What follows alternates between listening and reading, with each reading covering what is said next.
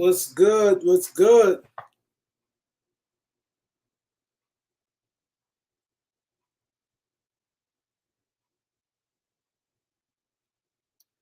What's good?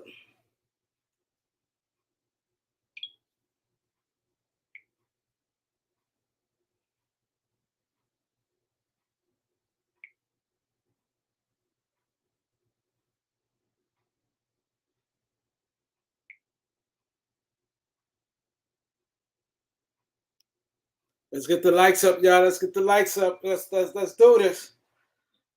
Let's do this. Let's get the likes up.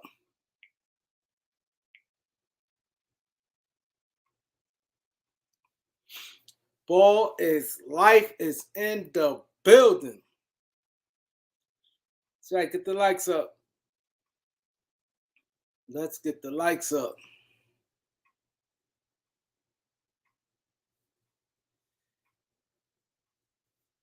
Let's get the likes up. Let's see who else in the building. Who else in the building?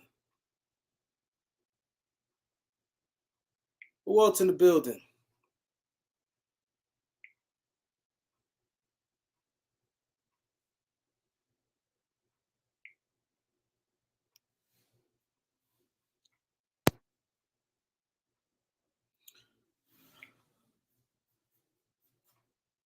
Ball is life is in the building.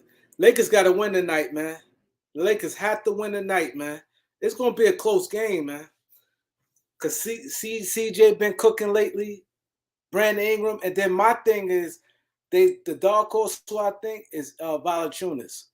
Valanciunas, I think Howard got to play. You can't put Braun on a Valanciunas. That would be the biggest mistake they made. You cannot. You're gonna have to play DJ tonight because if Valanciunas play around 36 minutes, which he normally plays 36, 37 minutes, where he probably play, you cannot play Braun on no Valanciunas. That Dwight putting Valanciunas on lock. Tough bucket was good, bro. Damn, from the gate, from within. I appreciate that, bro. Appreciate the donation. But yeah, Dwight Valanciunas. One thing about Valanciunas, he played big and he got hot. So you don't want to have LeBron on him at no time. So you want to make sure of Howard not on him. Have DJ because you don't need Braun to pick up fouls that he don't need to pick up. Mega Stakes was good. Streaks was good. Slim Stretch was good, bro. We can't do that. We cannot do that. We have to be smart. Don't let Braun pick up no fouls he don't need to pick up. I wouldn't have Braun on Valanciunas not even 1 minute. We cannot do that. Because I can see Valanciunas having a big game tonight. Because Dwight Howard foul a lot. So that's why we're going to have to play DeAndre tonight. So I need you guys to support DeAndre Jordan. Because it seems like when y'all see him come on the court, y'all be pissed. Y'all do not like to even see no DeAndre Jordan.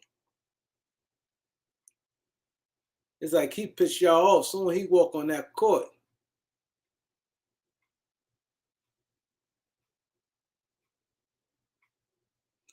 Nah, we can't play Braun at center. We cannot do that. SD Hydro was good. From within, man. I appreciate that, man. I appreciate that a lot, man. I'm going to highlight this. Appreciate the next donation. Yeah, Katie, I hear that Kendrick Nunn ramping up. But with Kendrick Nunn, Michael Morris was good, bro. Malachi was good. It's a pitch going to lose. Look nice. The thing is with that is, Raton was good. The thing with Kendrick Nunn, I'm scared of Kendrick Nunn. Every time it seems like they say he ramp up, something happen. So I'm just going to just take it at that. That's why I didn't do a report on it. I said, man, I don't want to be all hyped up and then he don't play. Alfonso was good. Ill Will was good. Thank you, man. I appreciate that. I don't think Melo needs to. We're gonna need. I think Monk is better come off the bench. I mean, I'm sorry, Melo better come off the bench. I start Monk. Monk plays better come starting. If he start, man, come on, like let him start. Bring Melo off the bench. If it Salome, Elder was good, bro. He's none in the play. When they said none's coming back though? Avery Bradley back. When is TAT playing tonight? Elder's coming on now. Zion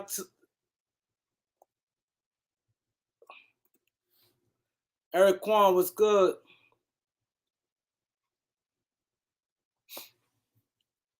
I think none gonna, but I think if he do when he do come back, I think he's gonna have a major impact. Cause we need that. One thing he got a live dribble. None has a live dribble. He play hard. Yeah, I know they say gearing up for a comeback.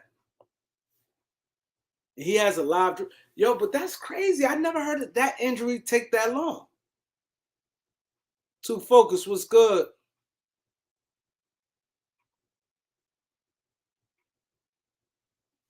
He said marching to Zion. I don't want no Zion. Sandra was good.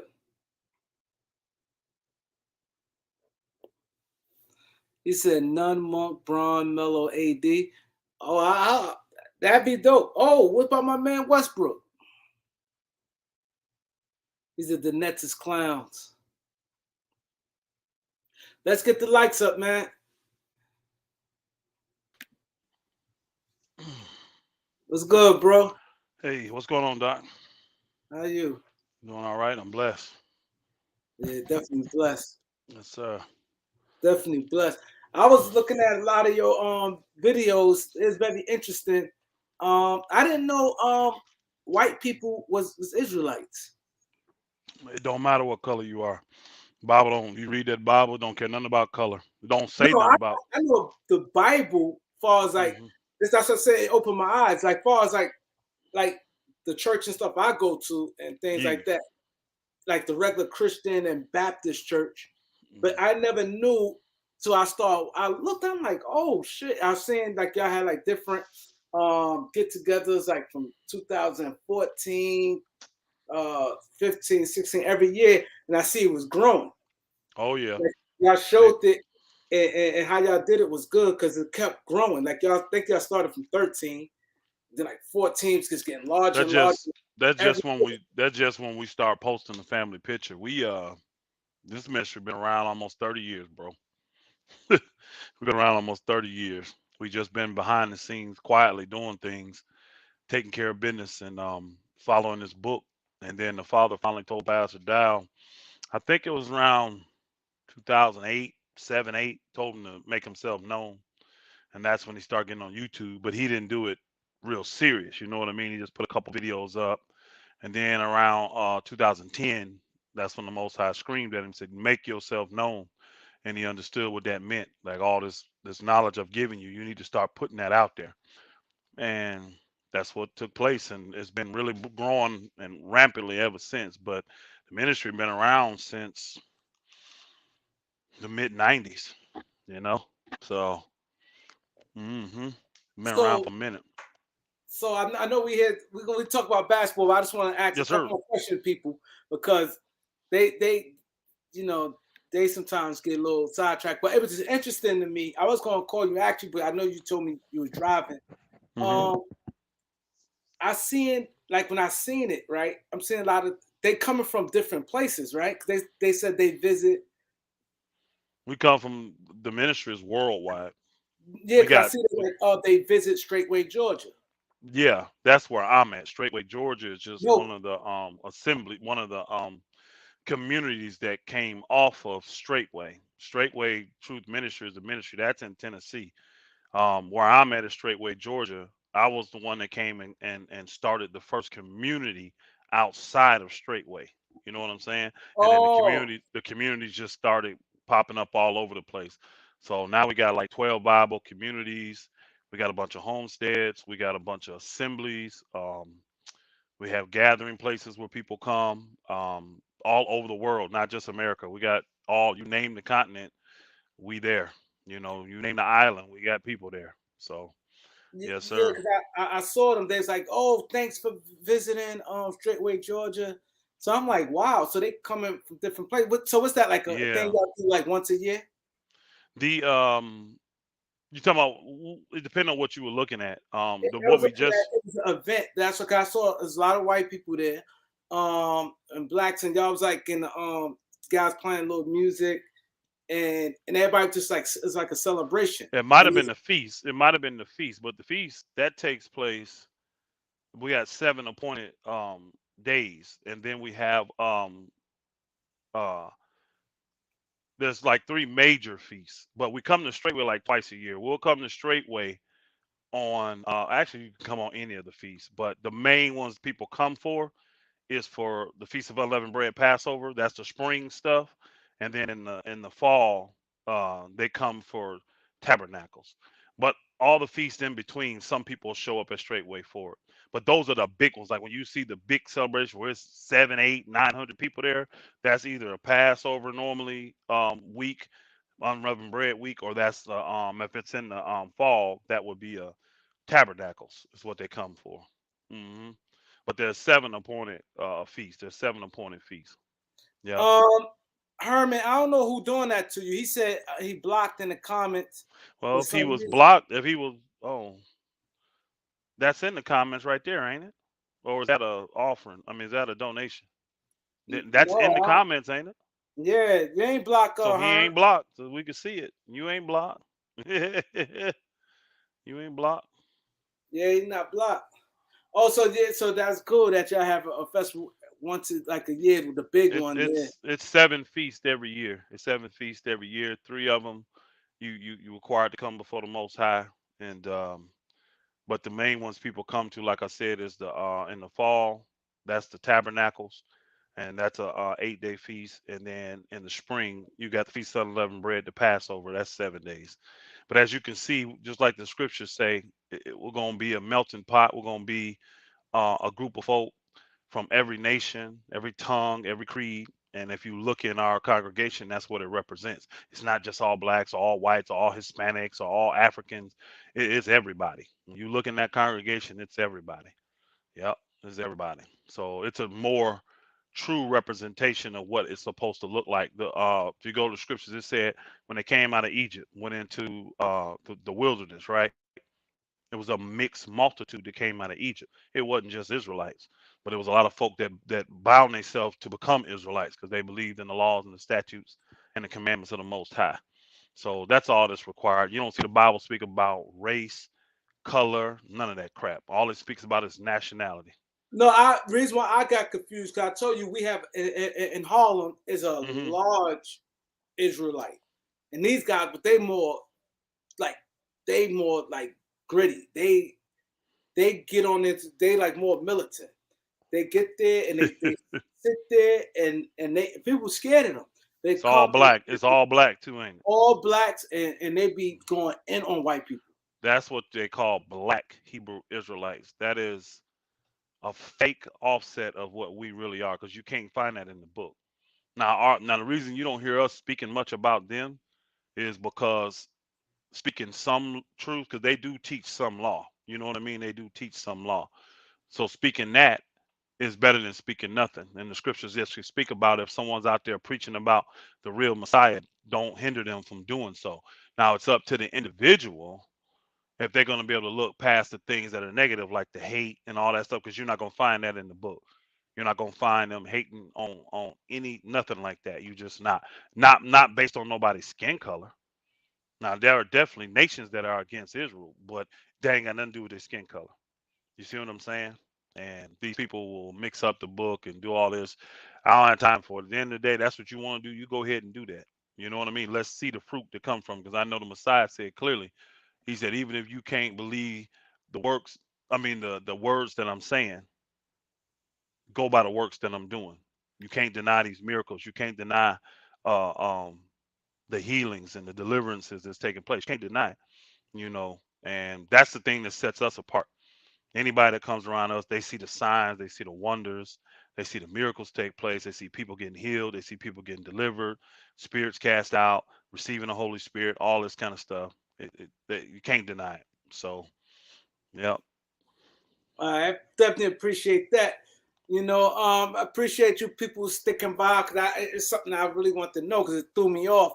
Because like I said, it's the experience I had. So now we'll get to the Lakers. You told me earlier you saw the game against the Clippers. What Finally you did, see yeah. in the Lakers, is you confident that the Lakers going to make the playoffs this year? If so, you see an early exit or you see success? I have to see some things change mentally for the Lakers for me to really believe they're going to be able to make some moves. They definitely have the talent. And because the West, especially, has been very mediocre with all the injuries to all these good teams, think about it now. You got Phoenix injured with their best player. Who's behind Phoenix? Golden State injured with Draymond Green. You got what's it called? Memphis. They decent. You know what I mean? But they young. You also see who's fourth? Utah fraudulent. You already seen how you can break Utah down. Denver injured. Um, Dallas, you ain't afraid of him, injured, and with the old boy gone. It's so mediocre right now because of injuries. You just don't know what can happen. The right matchups, anybody can make it. You know what I'm saying? My guy Ticket was over there today saying about how he could see the Lakers making it to the Western Conference Finals. Now I didn't get in on that because I don't believe in the mentals of the Lakers. When I watched that last night, our veterans are a problem. It's not the young guys. It's not the guys hustling and the Stanley Johnsons and the Monks and I want to say Hillbilly Kobe, but people don't know who that is. Austin Reeves, and it's not them dudes. You see what I'm saying? It's not those dudes. It's really not the THTs. It's really not them. It's the LeBrons. It's the ADs. It's the Carmelos. It's the Russes. It's the guys that are supposed to be Hall of Famers out here playing on a much higher level. Like if I ask somebody who's the closer for the team, nobody even know. Now, if you love LeBron, you'll say LeBron's the closer. Why didn't he close last night then? Why didn't he close that team out last night? Why hasn't he closed that team out in the last 6 games? Because the Clippers done beat us 6 straight games. All the games are close. Every All one of of them them. was close. Every one of them. Why, if we got the ultimate closer, why we can't beat the Clippers then? Why we can't beat them? And they beating us without their superstars. That same thing I said. I said it's no Bro, excuse. this team, I have zero confidence in. I do now. Don't get me wrong. You do hear me say that the Lakers have a switch. I've seen it. I've seen it. But I also saw that when they turned that switch on, their mentality was different. Going into that bubble, their mentality was different and they were rested. And even in the bubble, think about those first 8 games to just get prepared for the playoffs. The Lakers looked like crap water. But the teams they needed to beat, the Denver, the Clippers, all them, they beat them teams. The rest of them they didn't care about. Then when the playoffs start, boom, they turned on the switch and they went to an all world level. But I don't trust nothing about the Lakers because I don't think their mindset is truly on winning. That thing Carmelo said last night, that bothered me big time, bro. Coming Oh from a yeah. man, that bothered me big time, man. When you sit here and you're down one, just one, not two, not three, you're down one. And you tell me you would take a contested 30-footer every single time. I don't want you out there at closing time then. I'm literally saying to myself, you can't play for me in closing time with that mentality. But I'm going, see, I'm an old school coach. I go right to Carmelo, look him in the face, say, bro, I'm gonna be honest with you, bro. You just cost yourself from being able to be in the game's closing for me. Because if that's how you feel like that was a good shot, and you feel like that was the best mentality we had to win that game, I don't need you on the floor closing for me, bro. I don't give a shit how great you is.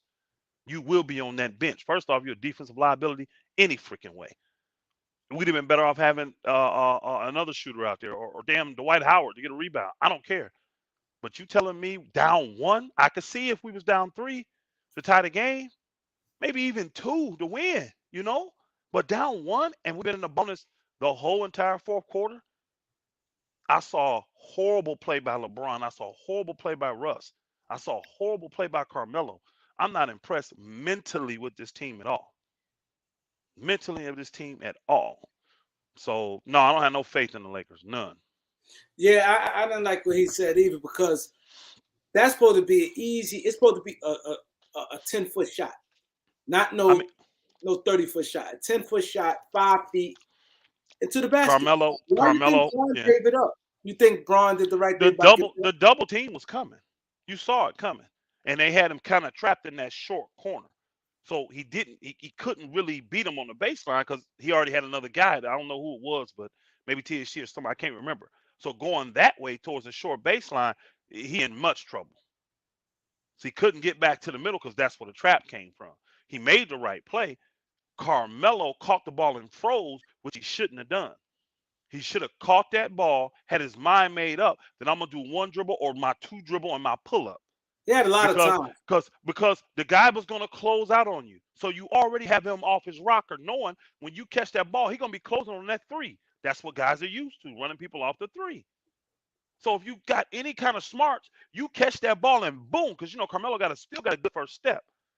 You put that booger down once or twice, probably two hard dribbles. Boom, boom, come up with the pump fake if he's still on you. If not, raise up over him. Knock the two down. We're up one with what, 2 seconds, 3 seconds to go?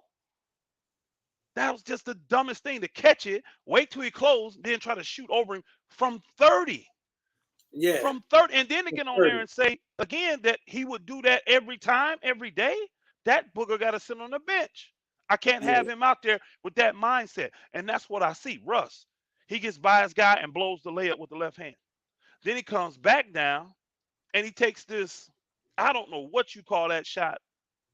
The one that LeBron ended up coming in and they had the big review over where he tried to rebound and go out of bounds, all that stuff.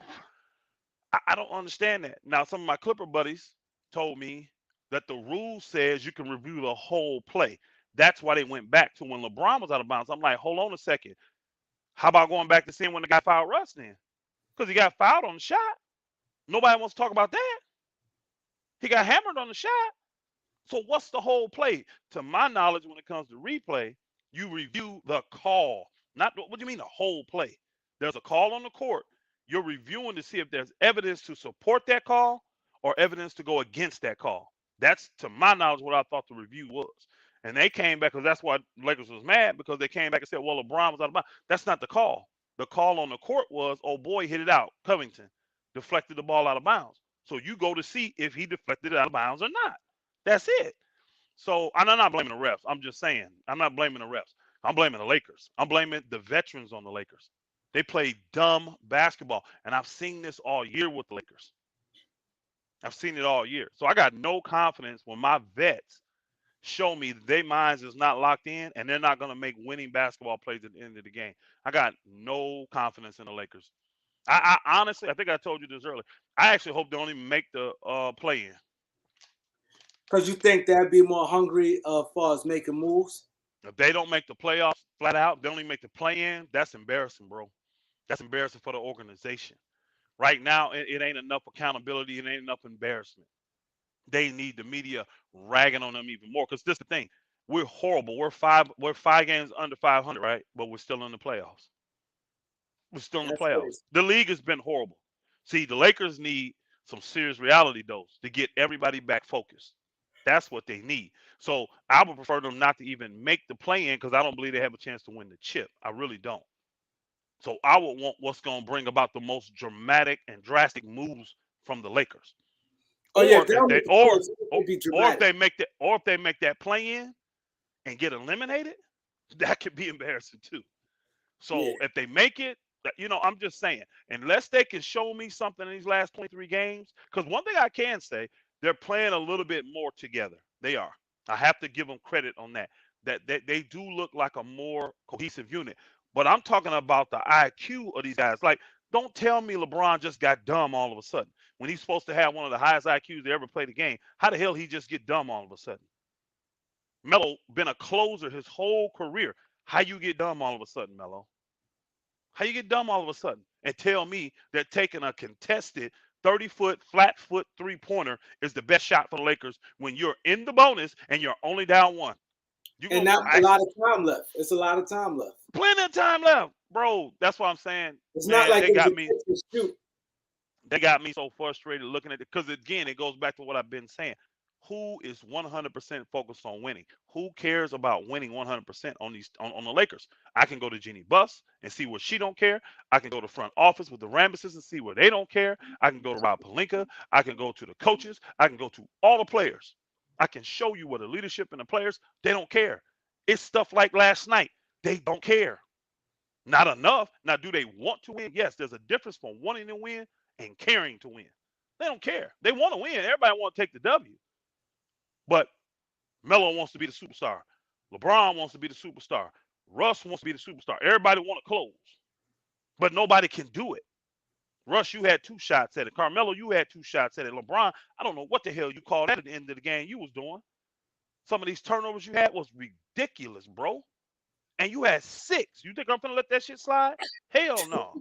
And you supposed to be the leader of the team. You supposed to be the quote unquote king, but you ain't never been my king. I'm gonna tell you that now. You ain't never been my king, and you never will be. Now, see, some will come over here and say that's hate towards LeBron. It's not. It's not. I see him on a different level. Is he the greatest player of his era? Without question. Without question. But he ain't my GOAT. He ain't my GOAT. But I still expect from him, if he gonna lead the team, I don't care that he's 37. See, it's amazing. When he screws up, everybody want to go to 37. 37, your mental should be sharper. And again, I'm not bashing him. He made the right pass at the end of the game. That double was coming from the top. He had nowhere else to really go. So he made the right pass. Melo, and Melo probably was mad because they had froze him out early. I heard one play. Melo was clapping at LeBron like, "Get me the ball." LeBron lost the ball. He was trying to back old boy down. He lost it, gathered it again, started backing him down again, then took a stupid shot. Brick, clank, air, whatever it was.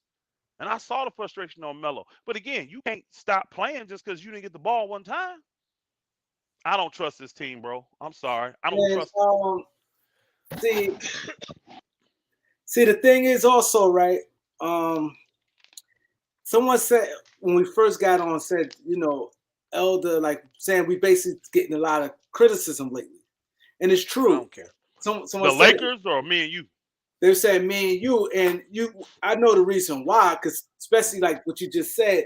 I know that probably rubbed people the wrong way and different things. But Talking about LeBron, talking about what I said, he ain't my king. yeah, this is a lot of stuff. Period. And then people question sources and different things. They go on like different levels. But at the end of the day, we all Laker fans, and we want to see the Lakers win. We do. We want to see LeBron successful.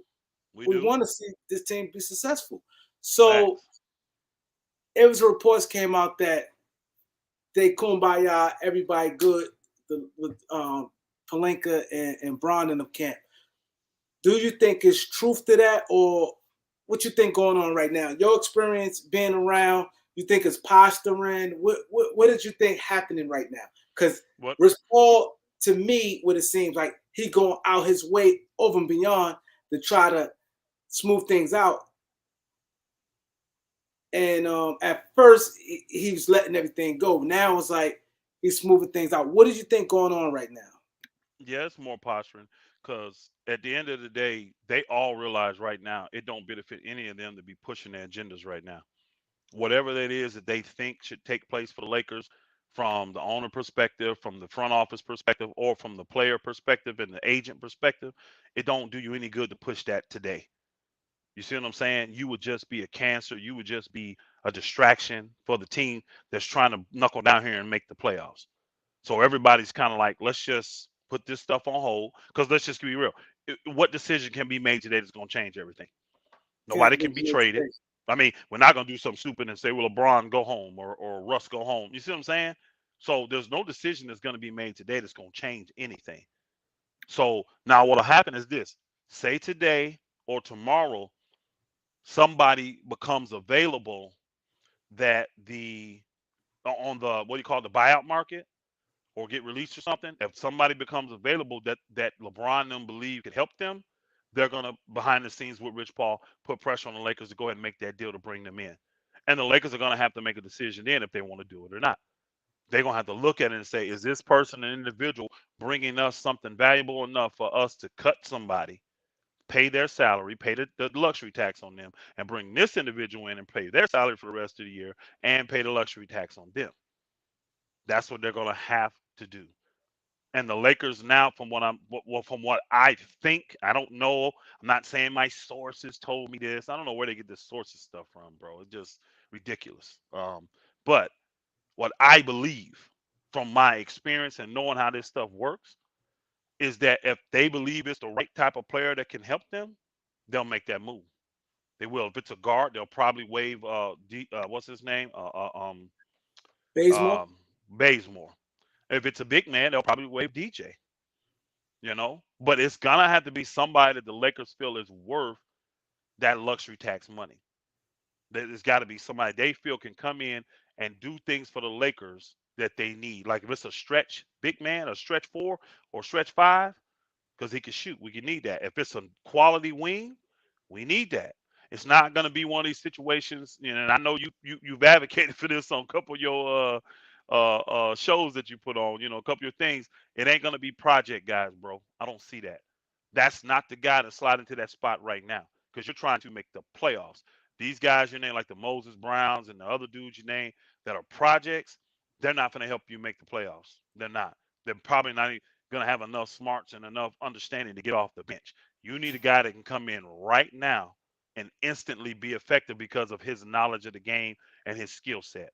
Now, those guys, what you do is you talk to them and tell them, I want you to be able to come to camp, blah, blah, blah, blah, and try to set something up this summer to get them in so they can go through camp with you and everything. If they ain't producing, put them on your G League, all that kind of stuff. They are. Give them a shot like you did Austin Reeves. You see what I'm saying? But so like Yes. this So guy, I see what this dude's saying. I see that. see, and a guy made a video about this, and Elder never said LeBron. He said this is what he think. He went on the Nope. pattern of the history of LeBron James when he speak on something. He never said it was a rumor.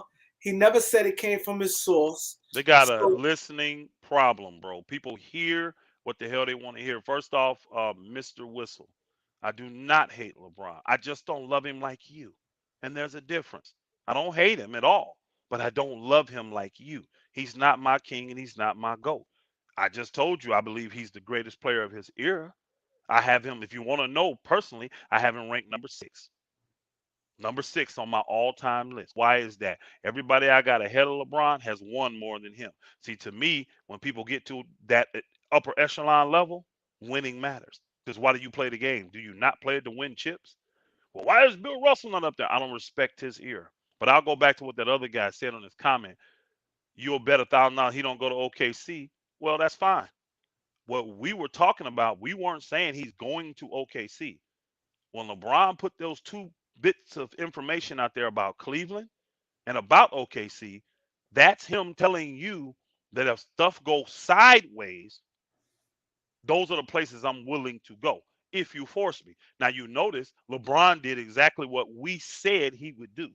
We both said we don't think LeBron wants to go anywhere.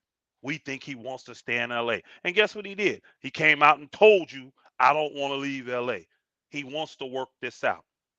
Don't be. I think Kareem said, "Don't be surprised if he signed an extension this summer." I wouldn't be surprised. You posture for position. They're pressuring the Lakers to do what they think is necessary to win on their end or to meet their agenda, and the Lakers are pushing back, thinking this is what we need to do for our team. They will come to a common denominator. Why? Because they probably got way too much invested not to. But I said if the Lakers decide and they play hardball and they say no, no, no, no, no to LeBron's demands, what do you think LeBron gonna do? You think he's just gonna sit there and take that from the Lakers? And OKC is a viable option. Why? What is LeBron's goals? See, listen, we're not saying he's gonna do it, but he's setting himself up if he needs to do this.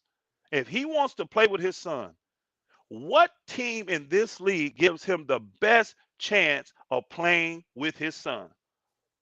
It would be the team that has the most draft picks that can manipulate the draft and get his son in the draft. That team would happen to be Oklahoma City. And they happen to have a ton of cap space and a ton of young talent. Oklahoma City actually got a lot of young talent, y'all. So if he's forced, listen to me closely, Mr. Whistle. If he's forced, OKC is an option. So is Cleveland. But to my knowledge, those are the only two. He didn't make it like any other places where he would be willing to go. So you can keep your $1,000. We're not saying he's going to OKC. We're not betting that he's going to OKC. It is just a viable option if he's forced to make that decision. So to focus, he wanted to ask you this so bad. Yeah, Since he got on the panel earlier, I told him to hold on for a second while we moving forward with the show. So you can answer yeah. this question right now. All right. That's just Kobe. That's just LeBron lovers. That's all that is, bro. You seeing that a lot from the LeBron lovers, man. And what is happening is they feel like LeBron's being attacked in this situation. So what they do, some of them knowingly, some of them unknowingly, it's just in them. Well, they will start to compare LeBron and his career and his stats to people that are considered the greats, like Kobe or Michael Jordan. And a lot of people disrespect Kobe because they love LeBron so much. When you really look at it, it's a lot of people, not all, but it's a lot of people that are younger that didn't really they got to see the last 6 years of Kobe's career, which was injury riddled and it was really more of a like a what do you call it, Kareem? More of a hey, we appreciate you, Kobe. We love you for what you've done for this organization, and we're gonna let you ride out the way you want to ride out, no matter what the team look like. That's what that was, because he played injured, broke his hands, jacked up Achilles, just messed up. It was just a bad 5 years. It's 5 years.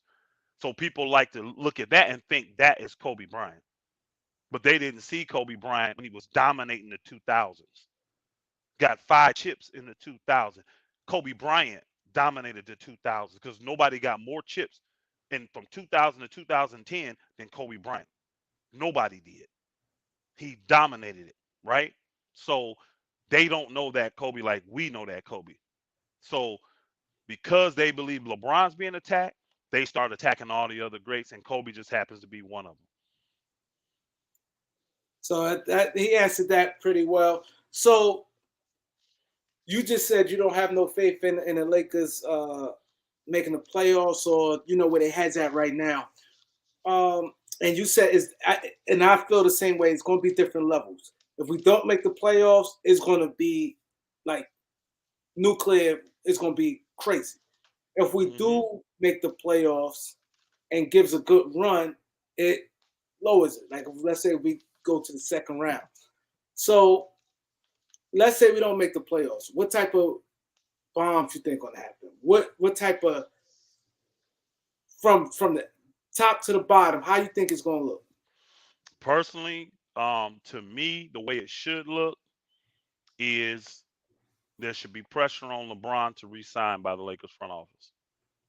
That's number one. AD, get healthy. LeBron, you're going to have to resign because here's the key.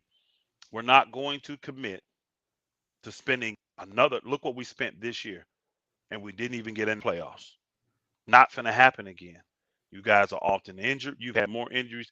See, this is people don't understand when it comes to negotiating.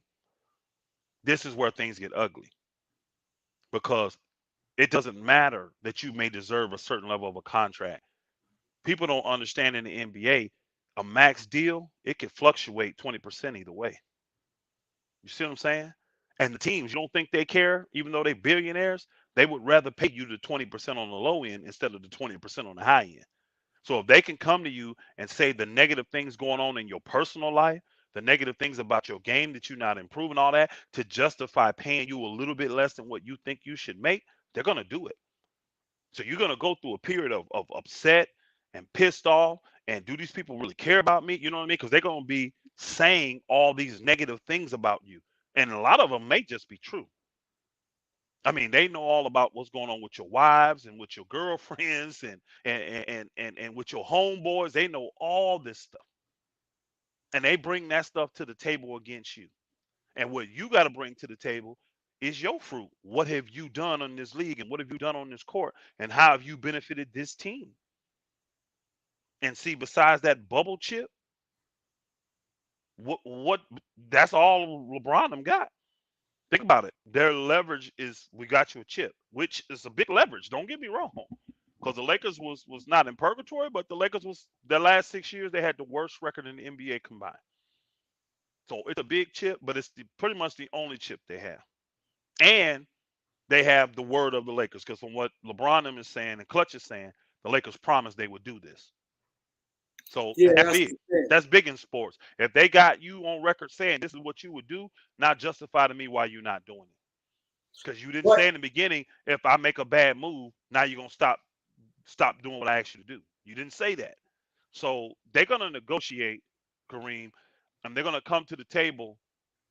And if LeBron signs, then you should see the Lakers be aggressive of moving Westbrook. They'll come to a plan together with Clutch, of course, AD, LeBron, and front office. They will literally put a plan together of what they want to do, so that they don't have the mishap of last year where you hear we're finna trade for what's his name in Sacramento, Buddy Hill, Hill. and then 2 hours later, no, we got Russ. You see what I'm saying? That stuff is it's still, even though it goes down, it still says, what the hell y'all got going on here? How's the hell you finna trade for this and all of a sudden you switch? What's going on? Yeah. See, they'll want to put a unified front together. But the first thing they're gonna be unified in is seeing LeBron extend his contract. Because him That playing his contract out should not be an option for the Lakers. Him no. just saying, hey, I don't trust you guys and I just want to play my contract out and go on about my business, I would be like, bro, we're gonna trade you then because I gotta get assets for you. I've given up way too much. And, Yeah. and that would be my move. Soon the season over, first thing first, a 1 year extension. 1 year extension. Now That's you it. directly lined up with your son, right? And we will have the cap space from Russ and 23. So that Hmm. would be move number one. Move number two would be cutting Frank Vogel. I got to move on Frank Vogel Well, because to me he lost the team, and I run it. He lost the team. He lost the fan base. He lost the media. Um, you want a clean slate. So I think getting a new coach. I don't know who would they probably that's your get. that's your problem. That's your problem. You don't push the Frank Vogel unless you got a viable option to replace him. So if you come, you got to have somebody that you can sell them on that's going to do better than Frank.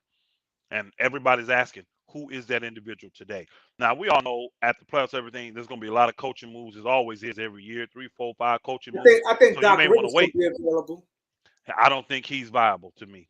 To me, I like Doc Rivers. if I'm the Lakers, I don't want Doc Rivers because he has an inflated resume. For one championship, I can't ignore all of the 3-1 leads you have blown, bro. I can't ignore all the talent you've had and underachieve with it. I can't do that. And You then can't. there's gonna be no place on earth more pressurable than the Lakers. See, you played in LA, but you coached in LA with no pressure and couldn't win. Yeah, You were with the Clippers, no pressure, superstars all the way across the board. You talking Blake Griffin, DeAndre Jordan back when he was a superstar, CP3. Them teams was stacked, bro. They destroyed the Lakers. that's Then what I said. I wouldn't you bring Doc, but I think he's gonna be available though. Doc better go to New York, take Is it- Tibbs' job or something like that. I Doc, if you come to me and say Doc Rivers, which I don't think LeBron them would, but if you did, I would say no. Sorry, he's not the guy.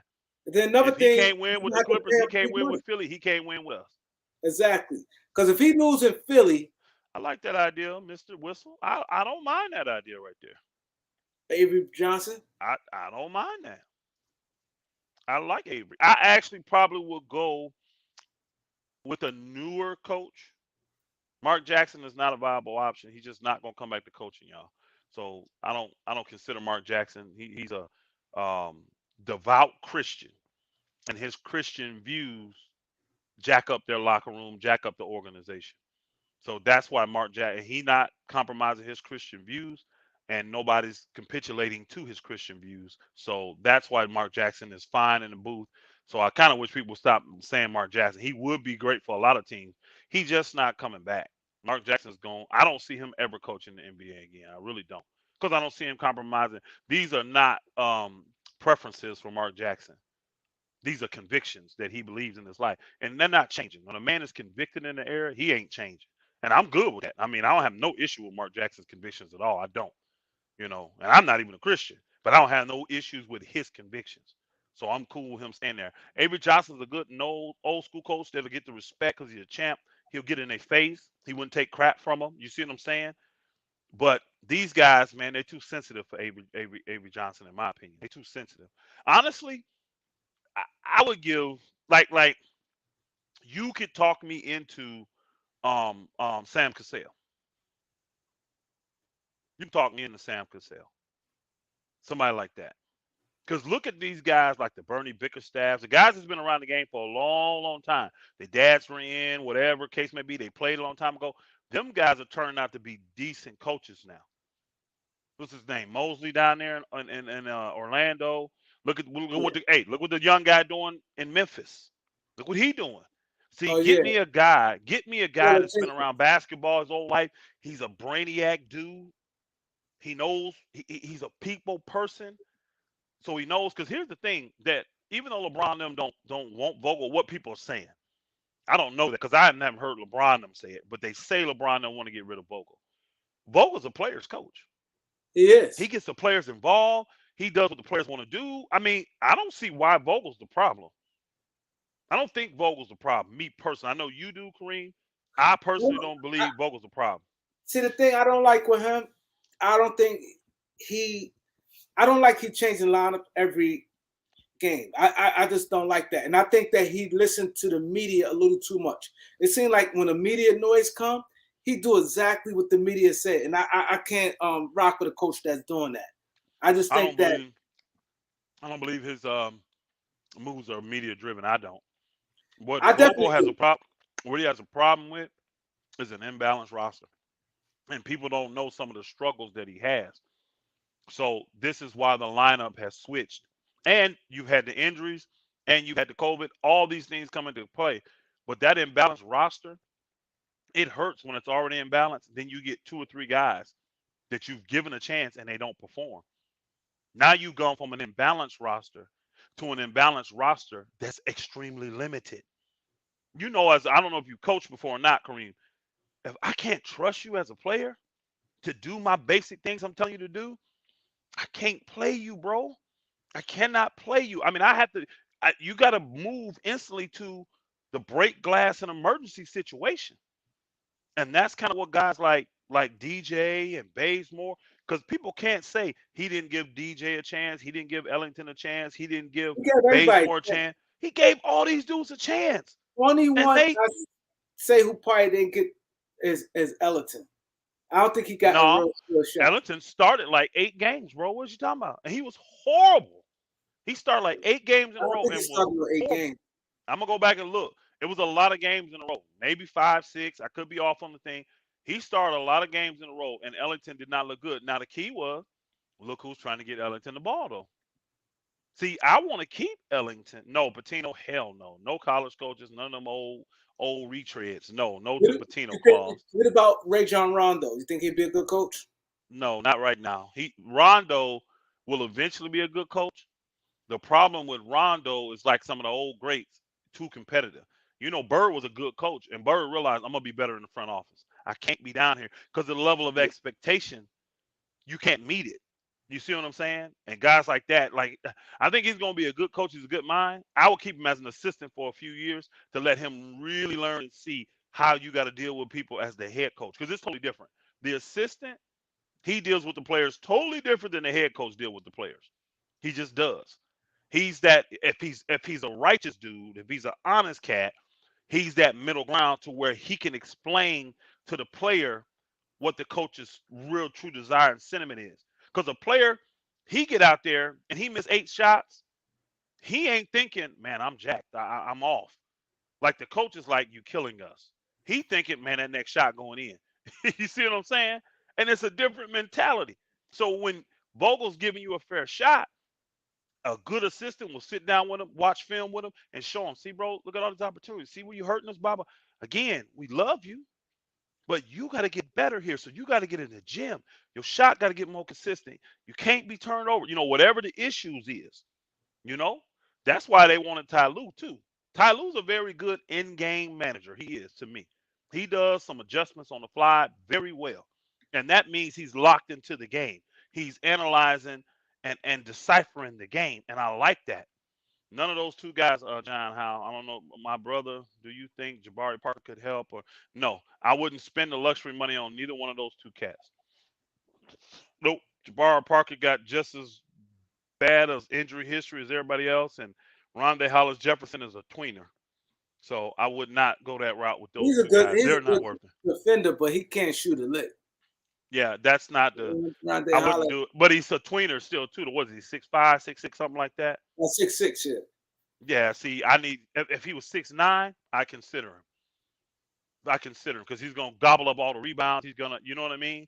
But at 6'6", he's a tweener. We got that. That's Stanley Johnson, bro. We already got him.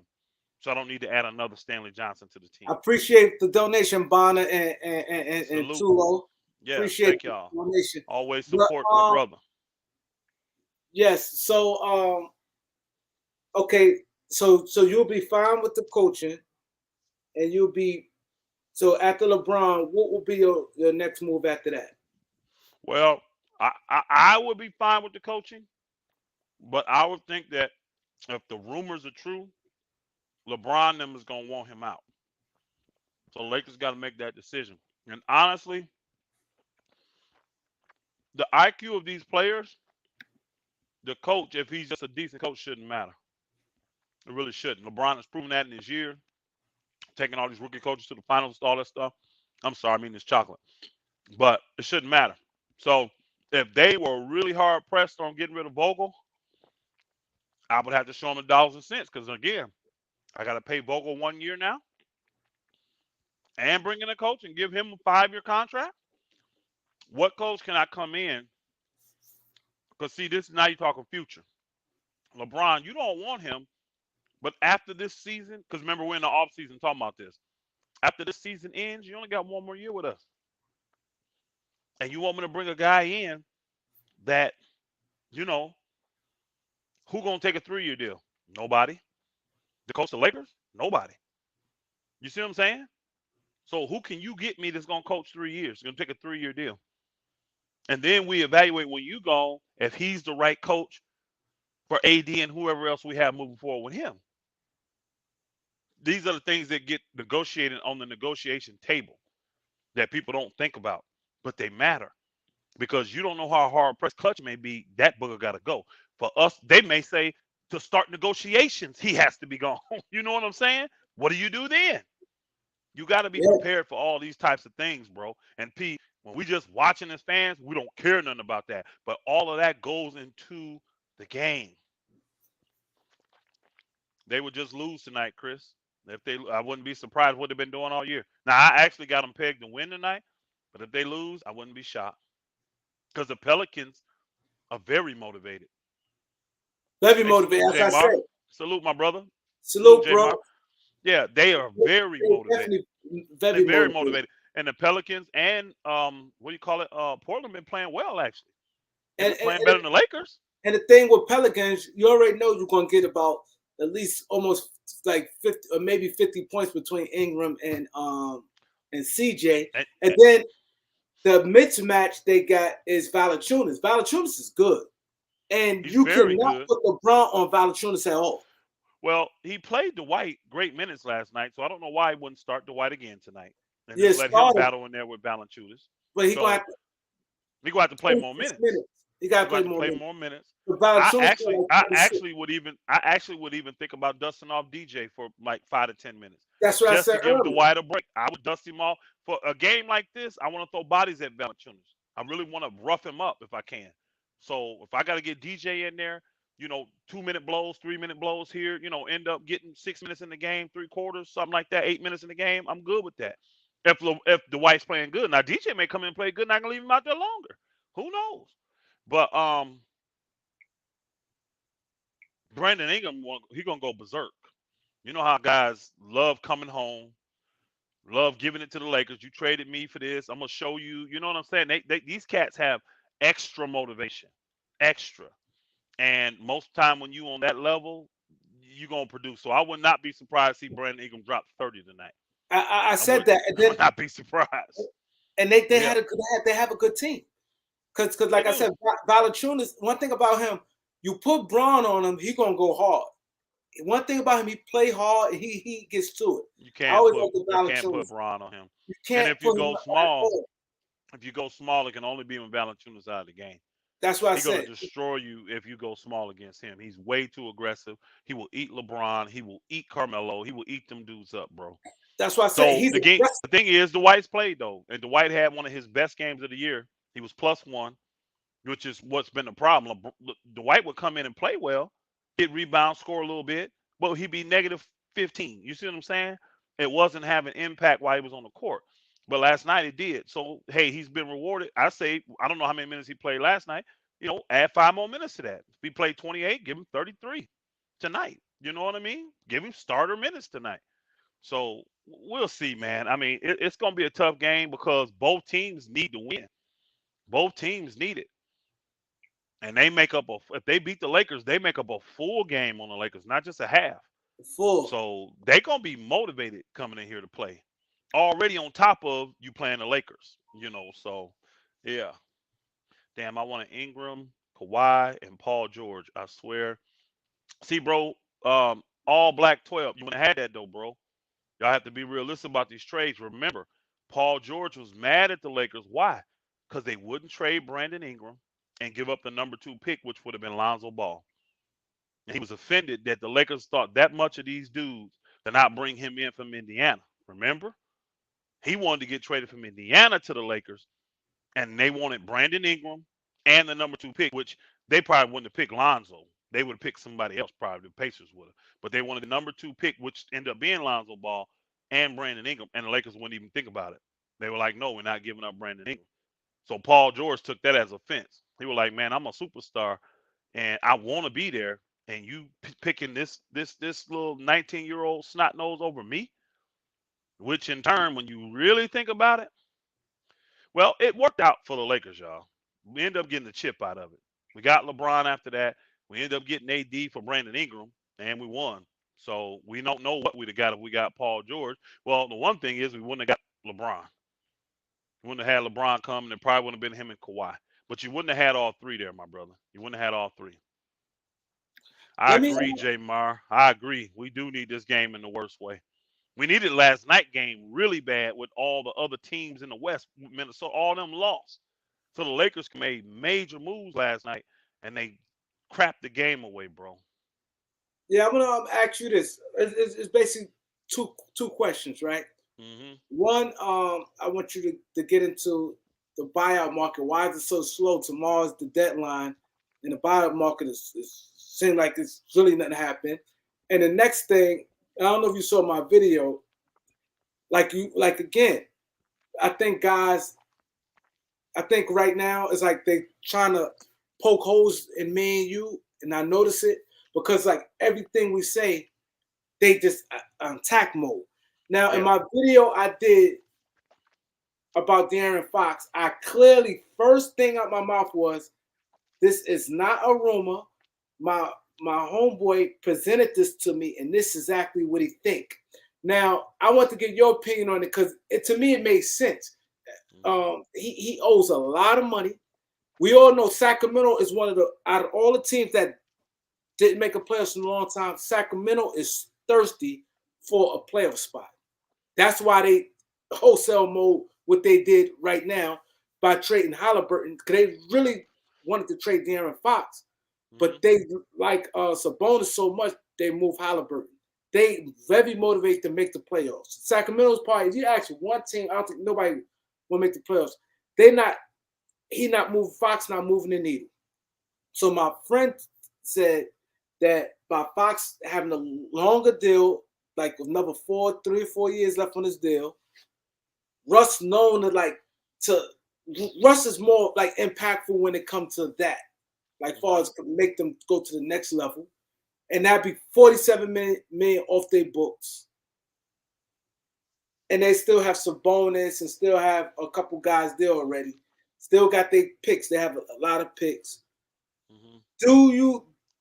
How that sound? Because to me, I'm like, it made, because the first time I'm listening, I said it made a lot of sense. I said, deal like that makes sense. And he said the Lakers, everybody beefing, and the Lakers saying they stupid for not trading it because he spoke on. You said, yo, you and him, y'all got good insight on it because watch the deals we be able to get now in the summer. Y'all gonna be like, I'm glad we didn't get John Wall.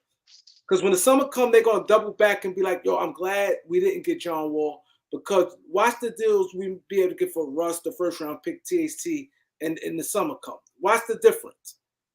But how you feel about that? The people clamoring, um, my mom, taught me the best way to deal with ignorance is to ignore it. So people are gonna say what they want to say. Social media gives them a platform to speak their personal truth, which it ain't truth, but it's their truth.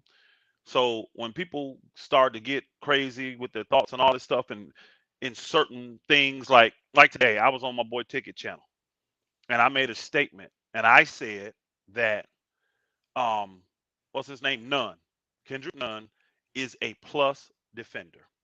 Now, if you go pull up Kendrick Nunn's stats, it proves he's a plus defender. Now, that don't mean he locked down. That don't mean he the greatest point guard defender in the world. But he is a plus defender. That's just a fact, right? Now, they took that and he's locked down. You say he's better than this. Oh, he's gonna do that. I didn't say all that. I just said he's a plus defender. But people will do that and take your words and ignore them. The best way to do, because here's the key: you can't feed ignorance because ignorance ain't going nowhere. So the more you respond, the more they're gonna be ignorant, and you fuel them to keep coming, keep coming, keep coming. So if you notice, I just ignore what people say. If I'm you, I stop putting those videos out. I wouldn't even put a response video out because that's what they're looking to get. You on the map. They know you. They know you credible. So they're trying to get to your level and beyond. So they use this tactic of starting internet beefs just to get their name out there, and they'll put your name in the title. When people got credibility on the internet, they want to put your name in the title because people know, Elder Rufus, Kareem. You see what I'm saying? Oh, my man Bang. Oh, Ticket. You see what I'm saying? They'll put their names in there just because they know. They know they. Then they'll pull it up. All you need is that view. All you need is that view. You see what I'm saying? You don't even care if they watch the video. So don't fall for that. When people say dumb stuff like that, what's this? I ain't even gonna say his name, but I know the guy, right? I ain't gonna let him be. Now, as for De'Aaron Fox, real quick, yes and no. I see what you see when it comes to players, and then they made it known because they brought what's the big boy in from Indiana? Sabonis. They brought Sabonis in. Now they finna get rid of Richard Holmes. So you could literally get a De'Aaron Fox Richard Holmes package, which is, whew, I like that package with LeBron and AD. But here's the problem: their contracts. You would be committing those guys to play with AD after LeBron because they would still be around on contract. So you would have to sit down, look at film on them guys, and speak with AD and say, do you see a future with these guys? Because they will be committed to them. So when LeBron leaves to go play with Bronny, now you got AD, Fox, and Holmes. Is that what you want to move forward with? Now, me, yes, because Holmes makes up when AD hurt. That boy a beast. I like him, and he young, springy, athletic. I like this dude. And Fox, he just a bucket getter, bro. He's a bucket getter. Now with Fox, because to me, he's still one of those score first point guards.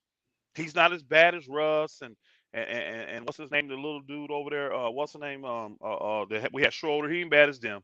But I gotta get a savvy, pure type point guard to come behind him.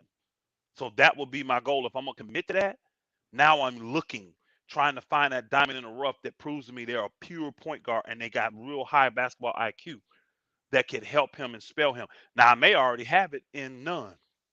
Nunn could be that guy for us, I guess. I don't know. You see what I'm saying? Because he's not really showing me that he's a pure point guard, but you may like the way Nunn fits with the team and want to run that combo at teams. You know what I mean? Quick, irky jerk, 3-level scoring point guards.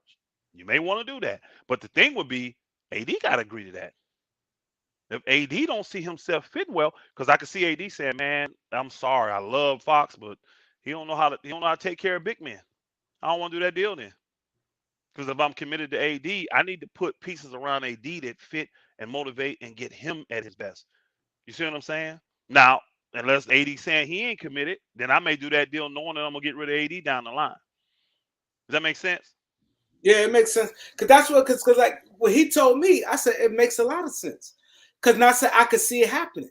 He said, I'm telling you, he feel that Sacramento will approach the Lakers with this because it helped them out tremendously. They'll get a pick and they'll be getting like a fresher start. And Russ probably can't get them in the playoffs in that 1 year. And see, I do see that part where Russ coming in with the guys they've already traded for and everything. I think, and you let Russ run that, and see their backup is Sabonis. He's a point. He's a power forward point guard. He can run that thing. When you put Russ out, you can run that through him. Let Russ do his thing, and then let Valanciunas, let Sabonis do his thing. Yeah, I think the pieces they can put around them would be viable. I think the trade will work for the Lakers in the sense of they've always wanted to get assets for Russ because they gave up so many assets. So when you look at the whole totality of it, Russ is gone. We got this draft pick, and we got Holmes and Fox and whatever comes in that deal. You see what I'm saying? The Lakers could justify in their mind saying this is what we end up getting for us. This is cool. And these pieces fit better with AD than the pieces we had before. Kuzma didn't fit good with him, even though he was a good player. You see what I'm saying? That's how they thinking in their mind to justify it. So, but the contracts are a problem because well, boy, just that what he got after next year, he'll still have 3 years left. That's what I He'll still said. have three. And That's then why Holmes just signed. They both will have three. Matter of fact, they both will have 3 years left. That's exactly. so you got 2 years left after LeBron's gone if he signs the extension. So that's a lot of commitment, bro. That's a lot of You commitment to that see, salary cap. you see, my point was, and the guy, like I said, he attacked me in the comment section. First thing he said, "Oh, it's cap. I ain't hear this, down the third." Do you see? When my homeboy said it, I said I see Sacramento would like to do that. It will benefit them tremendous, and I think that they'd be better because I don't see Hmm. them winning the way it is. Yeah. So he was saying, "Oh, it's cap. Sacramento want Fox. Where you hear that from?" The one I never said I heard it. My homeboy, he like you. He think about the cap, and he looked at all that, and he looked at where Sacramento at, with what they at right now. Where they at, they want to make the playoffs. Russ been known to get teams to the playoffs. And having a big name like Russ to pack that building and to get them there and the salary drops is a win-win for the Kings. So I'm asking you, do you see the Kings doing it? I don't know. The Kings have been one of these teams that you cannot really understand what they're doing, and that's why they've been kind of in purgatory for so many years.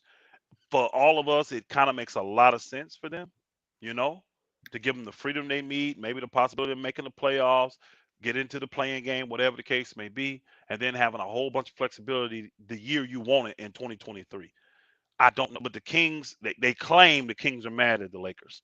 So it's like they saying they want to work with the Lakers only if they, and they literally, from what I've heard, they've told the Lakers, I only want to work with you. We're gonna get over on you, like literally, because you played us in the Buddy Hield situation. Um, we want to work with you still, but it's got to benefit us. We got to, the deal got to be slided towards us. I do a lot of trading, like down here in the South. People love to trade guns and all this kind of stuff. So there's times in gun deals where guys will tell you, "Hey, you can buy it at this price," and that may be market price for that gun. But then they'll come back and say, "Well, if we trade, I gotta win." Meaning, you're gonna have to. If my gun's worth $1,200, you got to give me a gun worth more than that for me to trade. Now, if you're buying, hey, you can get it for 1,100.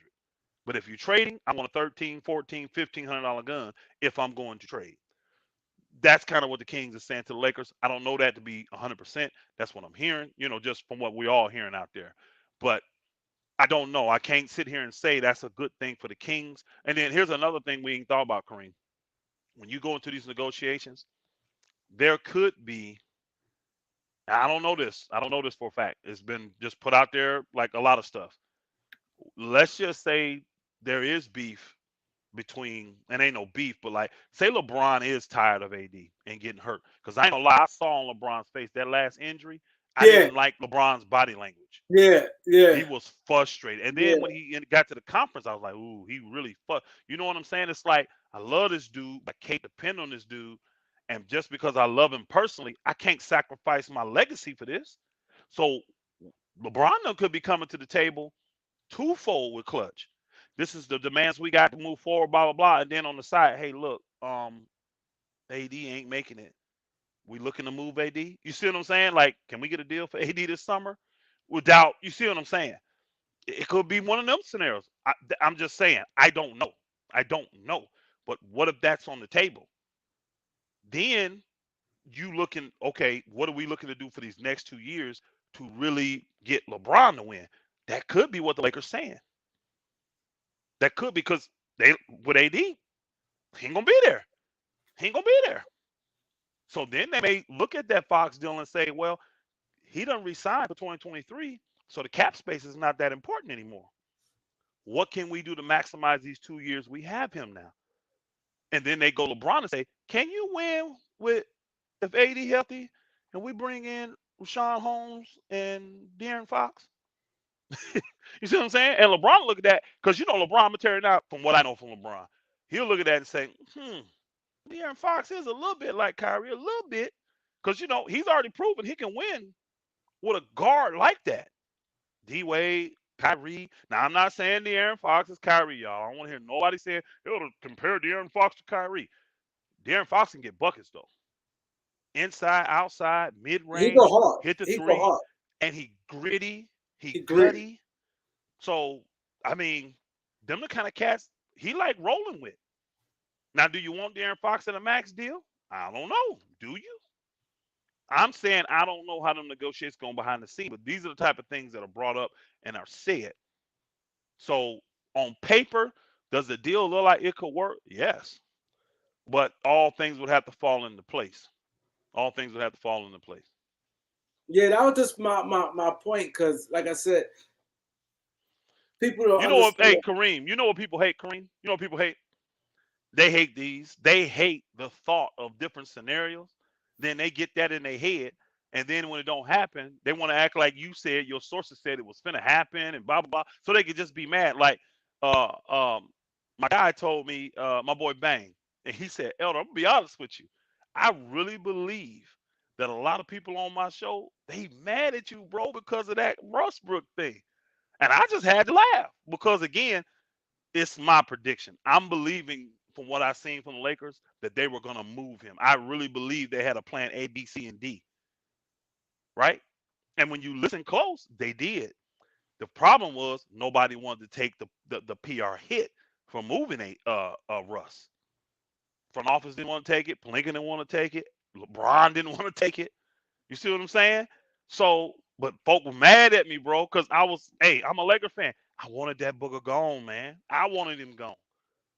But it's a trade. They could happen. They cannot happen. They can change in minutes, not See, just days. They could change in see, minutes. see, and this the thing. What would get me mad? What people also, like you said, you have to ignore it. But this the logic of it. It's obvious that the Lakers had. Kyle Kuzma said himself, I was told I'm going to Sacramento, and a deal changed that fast. So how Mm-hmm. come if me and you talk about a deal and then it don't happen? How we don't know? We talk about how we lying. You guys lying. This cap ain't happened. That deal Kareem. right there is show true. And a lot of deals is like that. Oh, A lot of deals is like close to happening and then it pivots. A lot of yep. deals. I remember years ago with the Jim Jackson and Vlade Divac. Do you remember that? That the No, Lakers had Jim Jackson. Remember Jim Jackson sat out with I remember that. I remember Dallas. that. He didn't want to come. The Lakers, Yes. you could look it up. The Lakers tried to get Jim Jackson, Never finna and give up Bloody for him. they're trading Vlade for him. Ooh, I'm glad it didn't And, go down. yeah, lucky it didn't go. I ain't gonna lie, I was Because pissed we at the gave up. time. Hey, we gave up Bloody for Kobe. So Kobe, I'm glad it didn't exactly, go down. exactly. But the thing is, we had him, but it was a number thing with with Jim Jackson, and he kind of says it's about the con. I go look it up, and I remember Magic came out. Magic said, "Jim Jackson, you done made the worst mistake of your life. You don't turn down the Lakers." And Magic came because it was a money thing. I can't remember exactly what it was, but I remember that when it happened, 'cause I thought we had Jim Jackson. Remember, Jim Jackson ain't played like the first 2 months. I remember. He He held set out out. He held out. Yeah. Yeah. I'm glad it didn't go down because we ended up using Vladi to get for Kobe. Kobe. So I'm glad it didn't go down. And Jim was legit. I mean, I like Jim Jackson. That booger could ball. So, but I think, hey, Kareem, just don't take the stuff personal, man. People No, gonna no, no, say no, no, what they're gonna no. say. And you know what I mean? I just ignore them, bro. When hey, it's basketball talk, and it's predictions, it's hopes, it's whims. Even if one of our sources say to us, "Look, man, this is like it's gonna happen," there's no guarantee it's gonna happen. Anything can change at the last minute. I tell that story that Charles Barkley told all the time. Remember, they had told him you traded to the Lakers. He went out and got drunk, got blitzed that night, and the deal the next day ended up going sideways. So he had to go play in the game hung over. He told that story, but he was gone to the Lakers. You imagine Charles Barkley with the Lakers? Exactly. So he may be different in history because he probably would have got chips with the Lakers. So these things, man, you can't hold them like hey, this is guaranteed to take place. But I think when they hear us talk, they feel that way. Well, you said, no, I didn't say that. Stop. I didn't say that. Stop it. You know what I'm saying? But I get it. People are passionate about their sports and all that. Now, Mingle Gesture, let me read what he said. He said, Flo Bron James put this entire team together from Anthony Davis to Russell Westbrook. So I don't want to hear he's looking disappointed or he don't want to be the Lakers anymore. And hey, Mingle Gesture, I get it. I do, bro. I that's from a fan perspective. I fully understand that sentiment. I do. But you have to come from a business perspective too. And the Lakers plus LeBron, they got a lot invested, bro. So you can't go to the negotiation table stouch hearted like that because I promise you, you won't be in many negotiating tables. You have to look at the totality of everything. You don't know the behind the scene things that were said to LeBron James to get him to come there. You know what I'm saying? And you don't know the things that have taken place to where they've ignored or had to swallow their tongue off. You see what I'm saying? You just don't know, bro. You don't know. So that's why when me and Kareem was talking about it, we were like, hey, in all reality, this should get worked out. We hope LeBron James get to stay. Because I said this on my One Brothers channel. I said I really hate seeing the superstars because LeBron is a superstar. I hate seeing the superstars go out in bad manners. I do.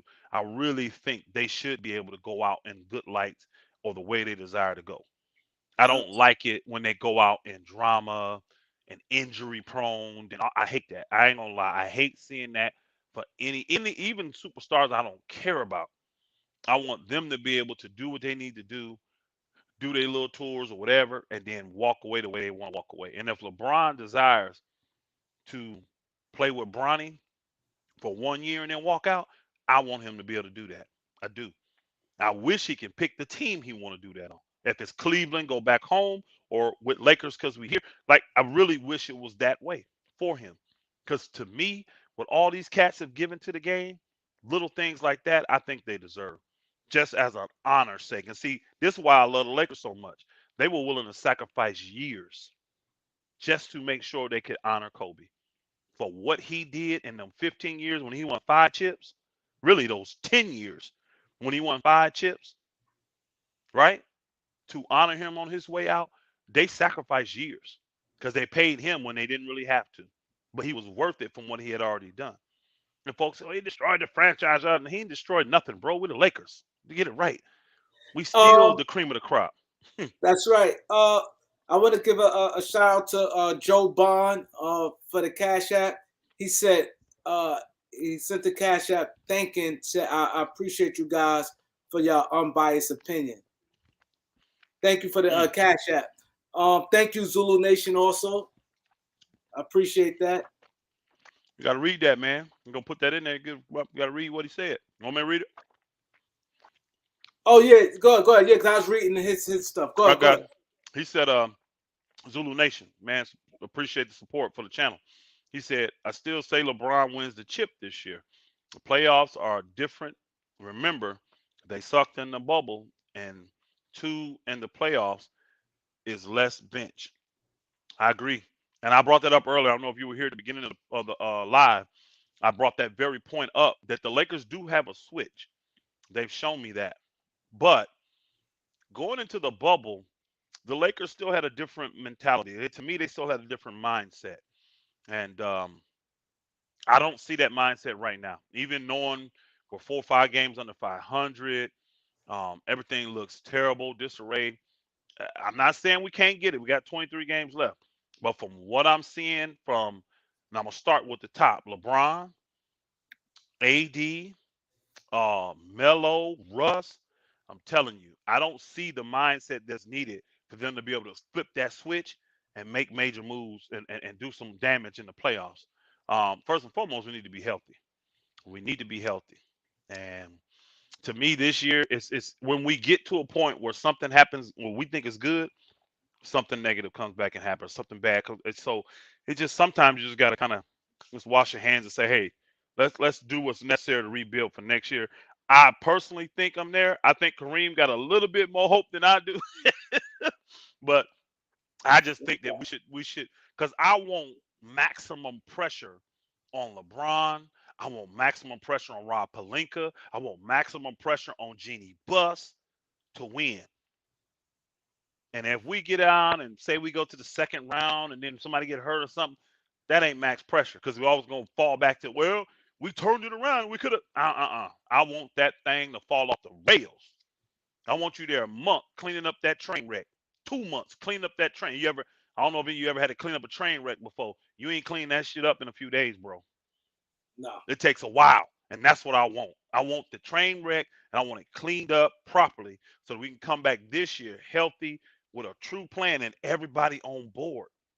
Mills TV said, do you think the Lakers need to bring a new GM and put Rob at the president?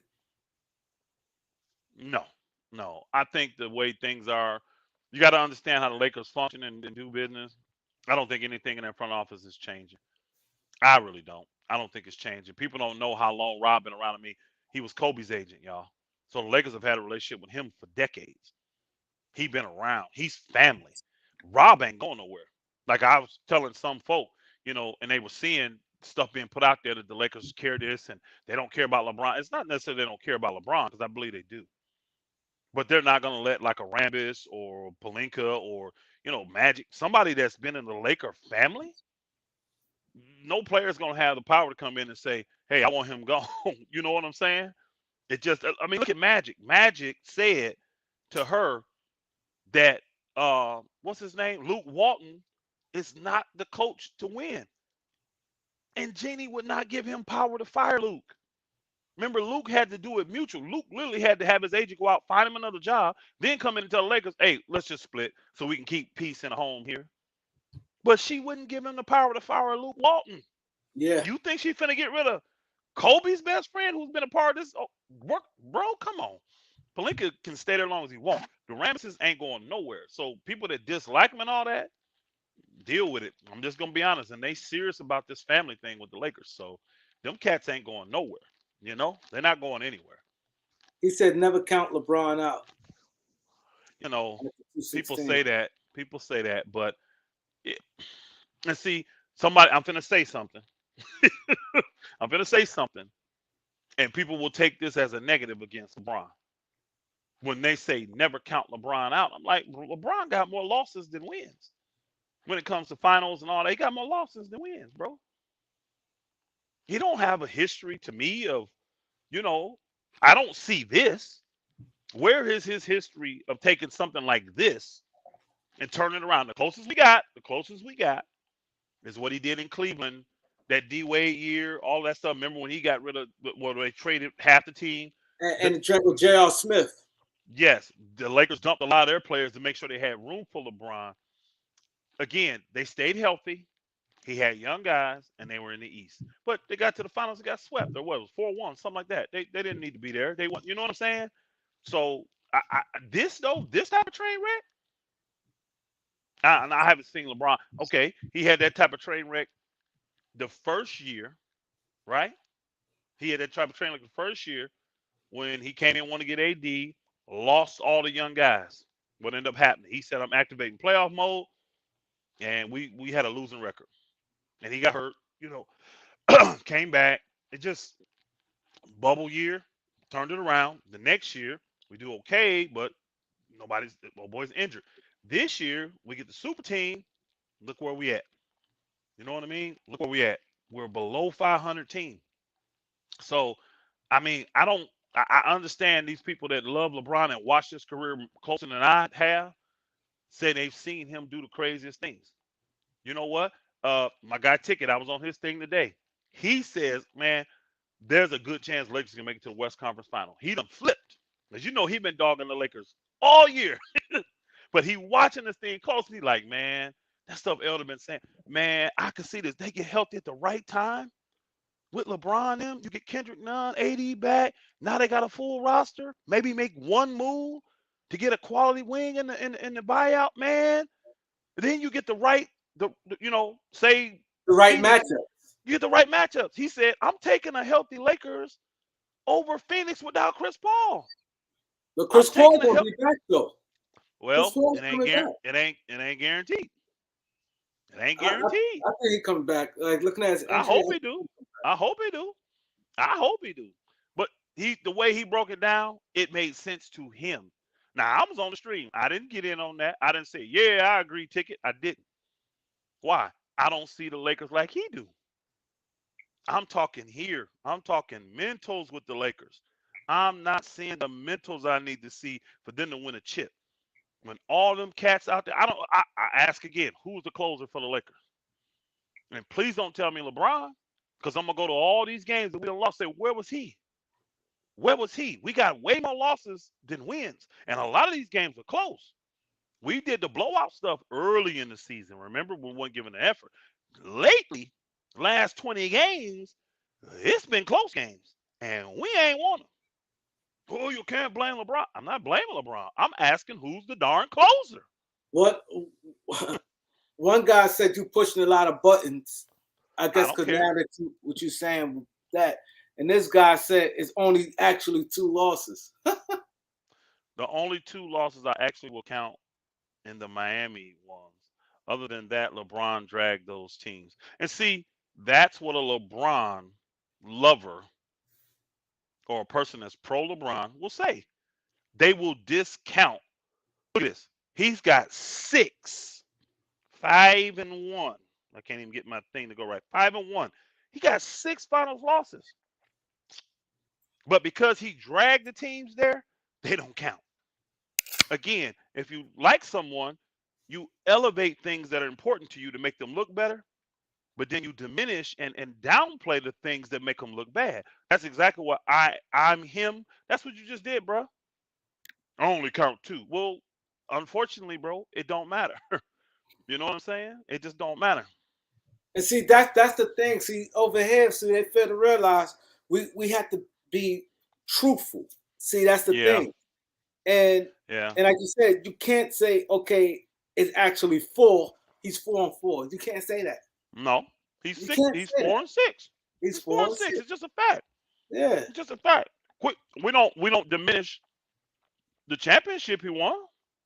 We don't diminish any of those. You say, well, this guy got hurt and blah blah blah. No, he got 4 of them things. That's why he's number 6 on my list. Because everybody that's above him got more than 4. Everybody. Well, what you gonna do, Elton, when he get to 5? I'm gonna relook at his resume, see where he at, see how he won. He could bump somebody, possibly. I don't know yet. Get to 5 and then let me see. I did tell everybody this though. If that booger, LeBron James, can win a championship with Russell Westbrook, and I said that properly, Russell Westbrook, he elevates from number 6 all the way to number 1. He's leapfrogging everybody. He's leapfrogging Magic, Kobe, Kareem, Duncan, all of them. He's leapfrogging them all, bro. Yo, MJ. All of them. And let me See, ask you this. that's important to me, though. Yeah, it's like you said, it's important to you. That's Let me ask important you to this. me. Isaiah Thomas, what About he him. said about how you feel about his comments about LeBron James and Michael Jordan. He said Michael Jordan, no way he could be the GOAT because he don't lead in no categories. He said ain't not no major categories Jordan don't lead in, so he can it's impossible he could ever be number one because he don't lead in nothing. And he said LeBron and Kareem, because they dominated for 20 years, and he said they in every category. How you feel about that? I disagree that they dominated for 20 years because they didn't. They had their times when they dominated.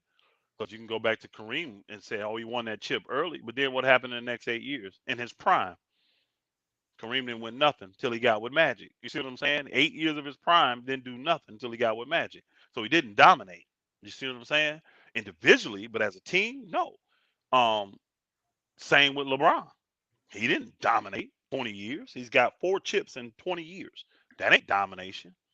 So now he went 10 times, which is good, more than everybody. That ain't or more than most, not everybody, more than most. That's not domination though. So what I would say to this is look, Isaiah, I already know him. I've worked around him when I worked at the Palace, and Isaiah really dislikes Michael Jordan, y'all. And for those of you that don't see it and don't care, that's fine. Because again, it benefits your narrative. Because on the Jordan side, I mean, on the LeBron side, you want Jordan to be taken down pegs so you can elevate LeBron James. But anybody that this, I think Jordan is the smartest of all this. Because if you notice, he never gives Isaiah any energy. See, when you walking in truth, it don't need to be defended. You don't see Jordan out here defending his GOAT status, especially against players he played against. Yeah, Now, don't get me wrong. Isaiah, they helped the 80s era. They got a couple at the end of the 80s, right? And when when Michael took over, them cats was hurting about ending their careers. So for the majority of Isaiah's career, he thumped Jordan because it was Jordan by himself with a weak team. All he was doing was scoring, and the Pistons beat him. So when Jordan got to his prime and got some help, Isaiah and them were done. So they didn't have to take a bunch of beatings from Jordan. So I understand his mindset of, well, Jordan didn't beat me like that. Okay, that's cool. But to sit here and to try to find, first and foremost, that's a lie. Jordan leads in a lot of categories, bro. He leads in a lot of categories. And to sit here and say he leads nothing, who has the highest regular season scoring average? Who's that? Isn't that Michael Jordan? Last I checked. Who's won more scoring titles than Michael Jordan? Don't tell me he don't lead nothing, bro. I'm not trying to hit that. I ain't trying to hit that. Stop it, bro. Just stop it. Does anybody have more final MVPs than Michael Jordan? Anybody? Because he got 6, right? and I'm then not. Don't tell me he don't lead categories, Isaiah Thomas. but you know how you could tell Isaiah is talking out his ass because he know back then a lot of guys ain't played long. Jordan basically played what 13 years. Isaiah played No, he about played 15. He played 15 years. no, he played 15, but healthy if See, you don't count that. don't do that. See, that's we can't do that. Oh yeah, that's On true. We record, can't do on that. record, he Yeah, has 15 years. yeah, on So record. Yeah, he got 15 years of play. Like Kobe, he got 20. The last 5 was what though? Was yeah, they not garbage? But he played yeah, 20 years, bro. yeah. Technically, yeah, And it technically, goes and I saw how it just took Kobe's 47, 46 percentage scoring way down. All Kobe's yeah, stats just came way down them last yeah, years. yeah. Again, he decided to play. It is what it is. It don't erase the greatness of Kobe Bryant to me though. Just because his last 5 years was marred with injuries and a lot of losses. I saw him with my eyes. I saw the greatness of Kobe Bryant. I saw Kobe do things that I've only seen one other man do, and that's Michael Jeffrey Jordan. That's why they're the 2 top players that I have seen with my eyes. Now I didn't see the Oscars and the Russells and all them. I didn't see them dudes. I didn't see them cats. I can just tell you, some of them cats I don't respect their era anyways, just because I don't think they played the toughest competition. But that's just me though. But a That's what lot I of value. And you spoke on something the other day when you said about a lot of these guys now gonna break a lot of records because they're gonna be doing 20. Back then, a lot of guys averaging 10 to 12 years. A lot of these guys, just think about it. Look where Steph at right now, and you can easily see Steph 5 more years. Easy. You can easily see Harden 5, 6 more years. A lot of these guys, you could see that, and then Durant. So you could where Melo and Ariz at right now. Them guys, Melo gonna easily get 20.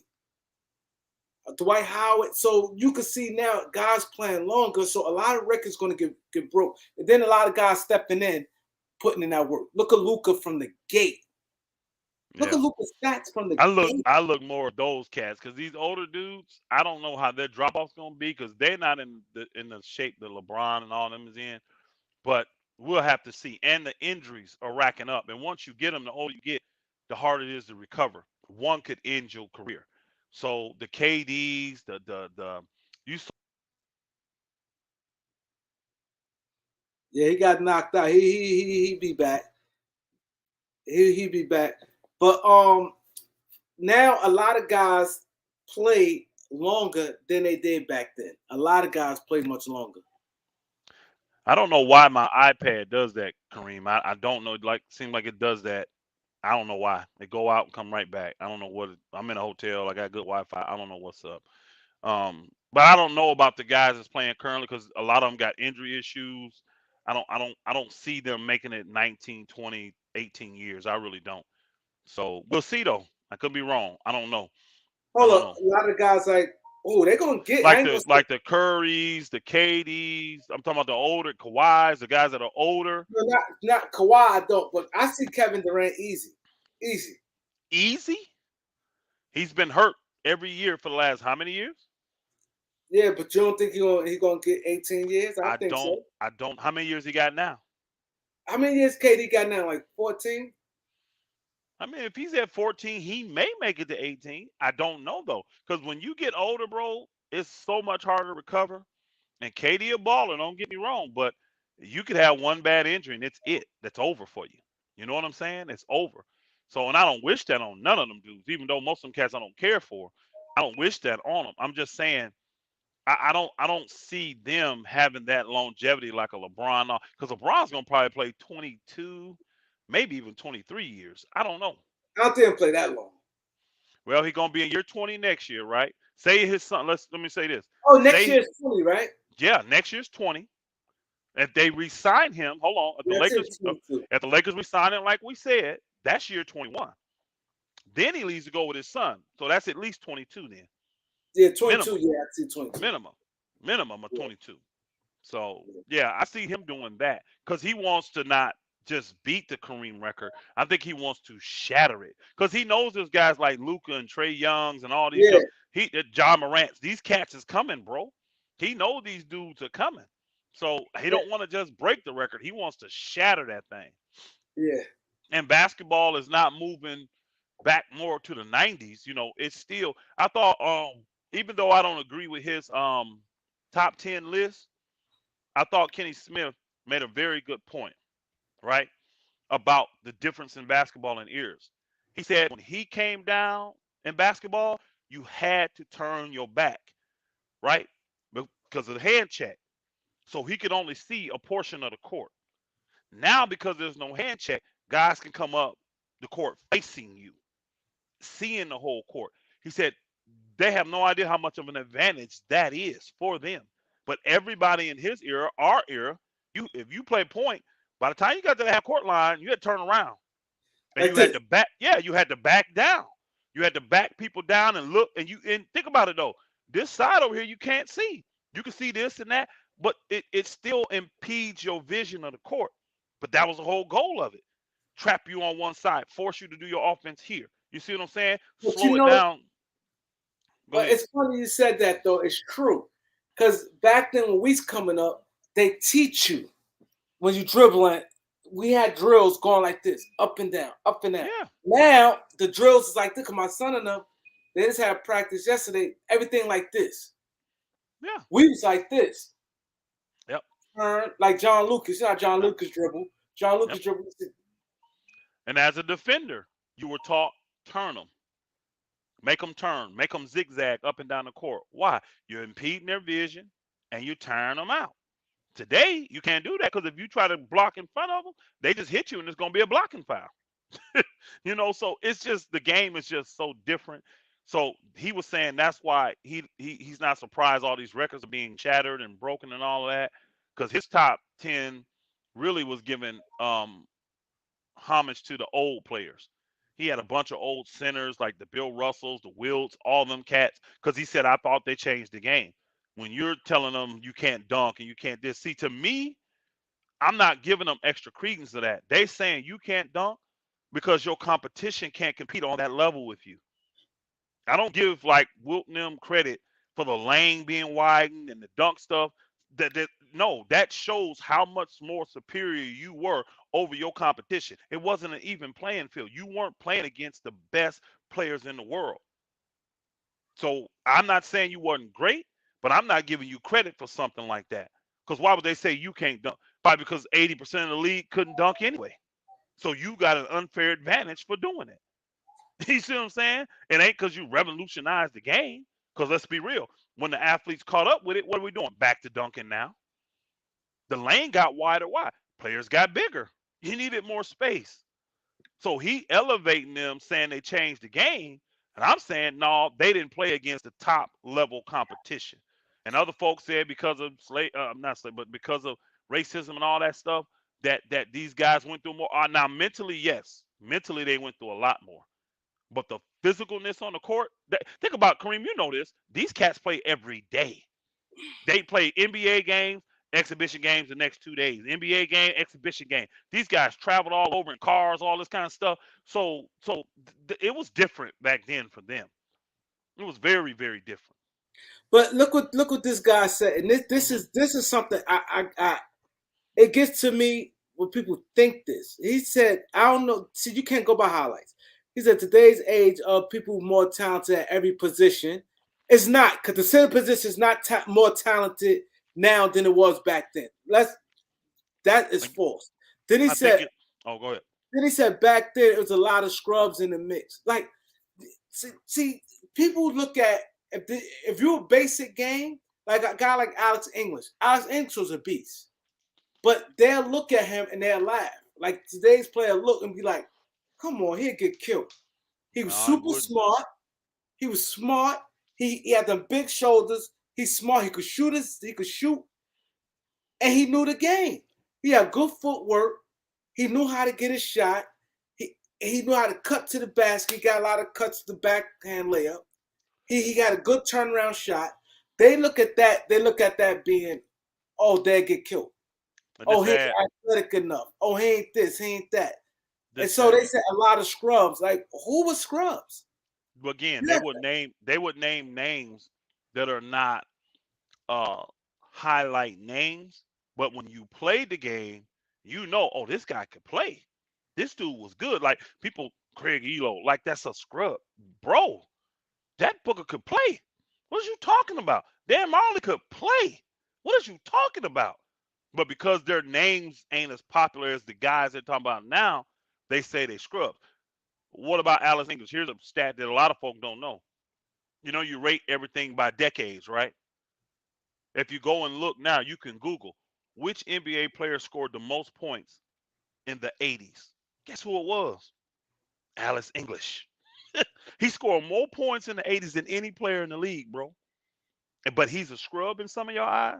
Y'all don't understand basketball. And again, this is what I say to the people that try to eliminate or downplay or act like the eye test is not relevant.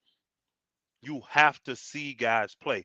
Stats tell a story, and they are factual, but they don't tell the entire story. And I like this what Loyalty says that back then it was specialists. It was. Like them guys back then, if you watch it, it was specialists. Like they footwork, the free throws mechanic, it stayed on. Squared up for the jump shot, guys like Rolando Blackman. He just didn't shoot to shoot. The foot, the body language. Even you defensive specialists, they stayed in their defensive position. Guys like Alvin Robinson, Derek Harper. They was like disciplined and they also were specialists what they did. So Mm-hmm. that definitely is true. Like even a marksman, a 3-point shooter, the like I said, the Mark Price free throw shooting 90-something% from the free throw line. Centers boxing out, setting picture. You look at the game now; these guys don't even set picks. Back then, you see the They picks was don't. everything was it was correct way. You look at the detail of it.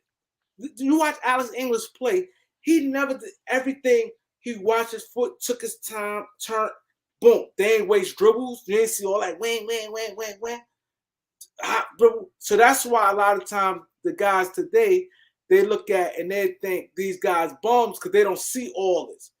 They'll watch a game and they see a guy like English or um, uh, uh, Walter Davis. They see them guys, they just shooting jump shots. They don't see the wiggle. They don't see all this. They just see them guys just scoring off screens and things like that.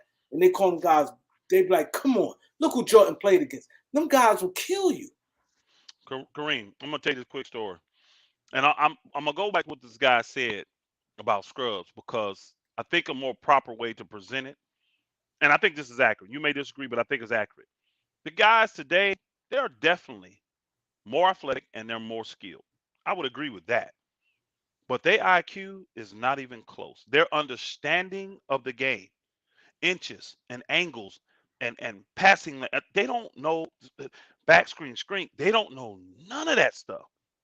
I watched the game today and it just sickens me. Like, bro, I would destroy these dudes.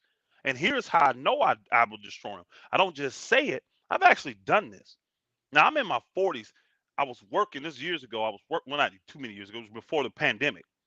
I used to work at this place, and of course, it's 5,000 employees, so they got a rec league, right? You know how they have leagues for, and this team, which was literally the Golden State Warriors, just running guns, shoot threes all over the whole team.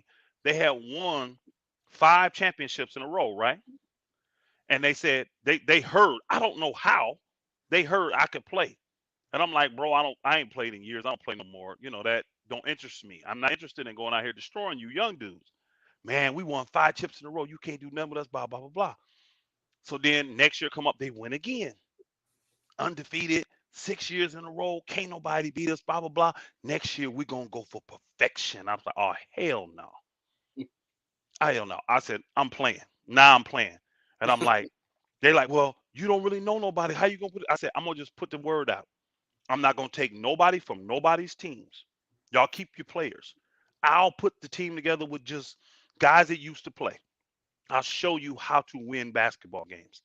So I did that. I went to guys that used to play in the league years ago, don't want to play no more, got old, this, and that. Talked to them, put together 8 guys. Guess what we did, Kareem? Beat the same team in the championship. Then the next year, we had them beat again. But my guys got got haughty, didn't want to listen to the coach because see the way I do it, I don't do it like rec. Everybody pay their $50 or whatever, and you get your little jersey, blah blah blah, and you get your nah nah. I run a team, bro. I run a team. I'm the GM, I'm the coach, and I'm the best player. I'm just gonna let you know that already. But I'm fair, so I'm paying the registration fee. I'm buying you jerseys and giving them to you. I'm buying you shoes and giving them to you. You play on my team though. Now, if you don't like that, go play with somebody else. This is how I run it. So I got me 8 guys that wanted to run with me, bro. And we destroyed these dudes. These cats were scoring 80, 90 points a game. New age guys playing just like you see Golden State and all these teams play. Scoring 80, 90 points a game, average. They played me. They never scored over 60 points, ever. I think the highest game they ever had was 59. I would control the pace. I would control the flow. I would be getting triple doubles. Destroying these dudes, bro. Destroying them. That second year, same thing. We go undefeated the whole year. We get to the championship game. I tell my guys all the time, game of runs. We down one, they hit 3 threes in a row, we down 10. Man, this shit ain't working. Hey, bro. It's first half. Settle down. Game of runs. Let's do this. They kept barking, kept barking. I'm like, really? This is where we at today. All I showed y'all last year. Now you want to get here and trip on me? I'm just saying we need to switch. And all of them, man, we should, man. You got to listen to it. No problem. I said, Juan, you got me, bro. I'm out. Check in for me. I checked out in the middle of the second quarter. Didn't go back in the game. Didn't go back in the game. End of the game, we down one. With the ball, 6 seconds to go. We call timeout. They like this. Kareem, they like this. They looking. Knowing I'm finna come back in the game. Guess what I do? Sit there on the bench. I said, bro, y'all fought hard. Y'all got here. Y'all showing me how to do it. Let's get it. Let's get this win, bro. I literally sacrificed that game to prove that point. And the guy got a wide open look and missed it. We lost that game. Come back the next year. Oh, we destroyed. We didn't have a game within 20 points and But won the see, championship. And I'm playing all young guys, bro. I'm playing. I got a team full of old dudes, guys that was retired, didn't want to play no more, and destroyed these young cats. And they some players. I mean, I'm not. I'm talking about D1. Some of these cats played Division One. One dude was overseas. He came in thinking he was gonna run the league. We locked that booger up, man. I trapped his butt every time he touched the ball. He's averaging. He's playing over in Venezuela. Booker averaging 30 over there in Venezuela. Thinking, oh, they brought a ringer in for me, right? I said, I'll tell you how to deal with this. What? I said, I guarantee it. And then I had a side bet with the guy, the team captain. I said, I guarantee you he ain't gonna score 20 points. That nigga scored 20 waking up, blah, blah, blah. I guess we ended the game with 11. I wouldn't let him shoot. Every time he touched it, blitzy, make it pass. And guess what? Because I already know how they play overseas. This nigga don't know how to pass. All I know how to do is shoot. Man, he turned that ball over about 15 times, bro. We blew him out. Beat him by like 30. oh man, You got to know the game, man. You got to understand the game. And this young group, they're not stupid. Like, I'll give this to LeBron. He's a student of the game. LeBron is a historian. These young guys, they not that, man. They nah, not they that. not, they They're not, not that. they And not. that's why the IQ level is just not there, bro. And to win these chips, you see, you got to have that team concept, and somebody got to be smart. Yo, but I want touch on this and see. I know where he get this from. This He get ball is this live. from. You know, where he get this from watching Well, The Last Dance. See, this a lot of people think that, but this is not true right here. The Denver you Nuggets know, was scoring a buck and change. The Lakers, the running game scoring a buck and change. They saw that MJ The Last Dance and think we was watching score 80 and 79. That's not the case, bro. that was more Denver playoff Nuggets, games. that Yeah, was playoff games. that was And more that's like playoff games because everything slowed down. it Look at that. slowed Man, down. this era getting running gun from the Lakers of the 80s. What you think they were scoring? 79, 80, 90 points. The book is way in the 100, 110, 120. Go look at some of the highest scoring games of all time. I bet they're not in your era. Now Yeah. you get these retarded games that you've had here, 150 to what, you know what I'm saying? But the norm right now is between like 105 and 115. That's the norm, and that's the same it was in the 80s. That's it. Ain't no different. And see, that's the thing. They looked at The Last Dance. Hmm. Oh man, that down tell the whole story. Again, they speak from a lack of experience. See, we watched the 80s, we watched the 90s, we watched the 2000s, we watched the 2010s, y'all, and we watching the 2020s right now. You going off of an assumption, Yeah. highlights. I'm going off what I've seen with my eyes. The highest game, don't you know, with the Denver Nuggets and Detroit Pistons? I remember that Denver Nuggets had one. It was 186, 180 something. 184. Hmm. That was in the 80s. But if you look at a lot of games, Phoenix was a high scoring team. Or every Hmm. West Coast team, they Well, scored high West scoring. Coast running gun. West Hmm. Coast had the high octane scoring. Hmm. Yep. So they thinking everything with the 80s and 90s is impossible. Alex English alone was averaging 30. Kiki Vandeweghe averaged 25, 26. Calvin Knack averaged like 18. 19, 18. Yep. Yeah. Man, teams, it ain't, bro. The game is just easier for the offense because the 90s did slow down some, and it did, become more smash mouth, all that, and it was turning a lot of fans off, and they thought they would lose the new coming fans. So they opened it up so that people could, you know, see scoring and 3 pointers and all that good stuff. Um, y'all can get those wings on me ready. Get them going, warmed up. Yeah, you know what I'm saying. So, um, this is just where we at. They've sacrificed defense and all that for scoring. People want to see dunks. They want to see threes, and so they're giving. It's a business. This is what y'all keep forgetting. You think it's just a game. It's a business first. And as a business, you got to give the paying customer what they want to see. Paying customers today, they don't want to see skilled basketball. They don't want to see or high level thinking basketball, throw it down into the post, inside out, bang, all that. They don't want to see that. To y'all new agers, that's boring. Y'all want to see boogers running up and down. You want to see boogers get crossed over. You want to go crazy. You want to go crazy. Yeah, y'all boogers go crazy when the guy miss a dunk. I ain't never Yo, seen that before in my life. Go crazy when the guy yo, miss a dunk. this how you know the game was different. Steph Curry got a rebound, threw the ball, and Jordan Poole caught. It looked good, but back in the days, his teammates, everybody was ready to choke him. He Hmm. stepped through the ball, and it was good to look at. He caught it, and so when he came down, he turned around, shot the three. He made it. Jordan Yeah. Poole. The other night, I'm pretty sure you guys seen it. That's what it is now. Guys coming and just taking shots like it doesn't matter. Back then, you take a bad shot. See, Oakley You said, sitting down. You sit "You down. sitting down." Remember when Yep. Andrew Bynum, the Lakers was winning. It was like at joke time. And remember Bynum shot a 3-point shot. It Yep. took him out. He had a conflict with the coach over that. Andrew Bynum shot a 3-pointer and he made it. And they pissed the bitch.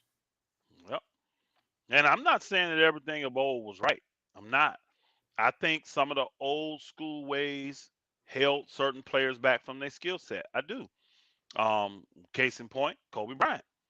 You get some people out here that are foolish in thought, and I'm gonna say that publicly. They are foolish in thought. All right. When you say Kobe Bryant was a role player just because he came off the bench. No, Kobe Bryant was the product of bad coaching. He was a product of old school coaching that didn't want to change to the new school coaching. See, big men were accepted coming into the league back then out of high school. Go back and look at all the guys. Kobe was really like the first guard He was. to He do was it. the first Yes, up. he was. He was He the first one was. to do it. It wasn't accepted, y'all. They believed big men could get away with it, but not guards.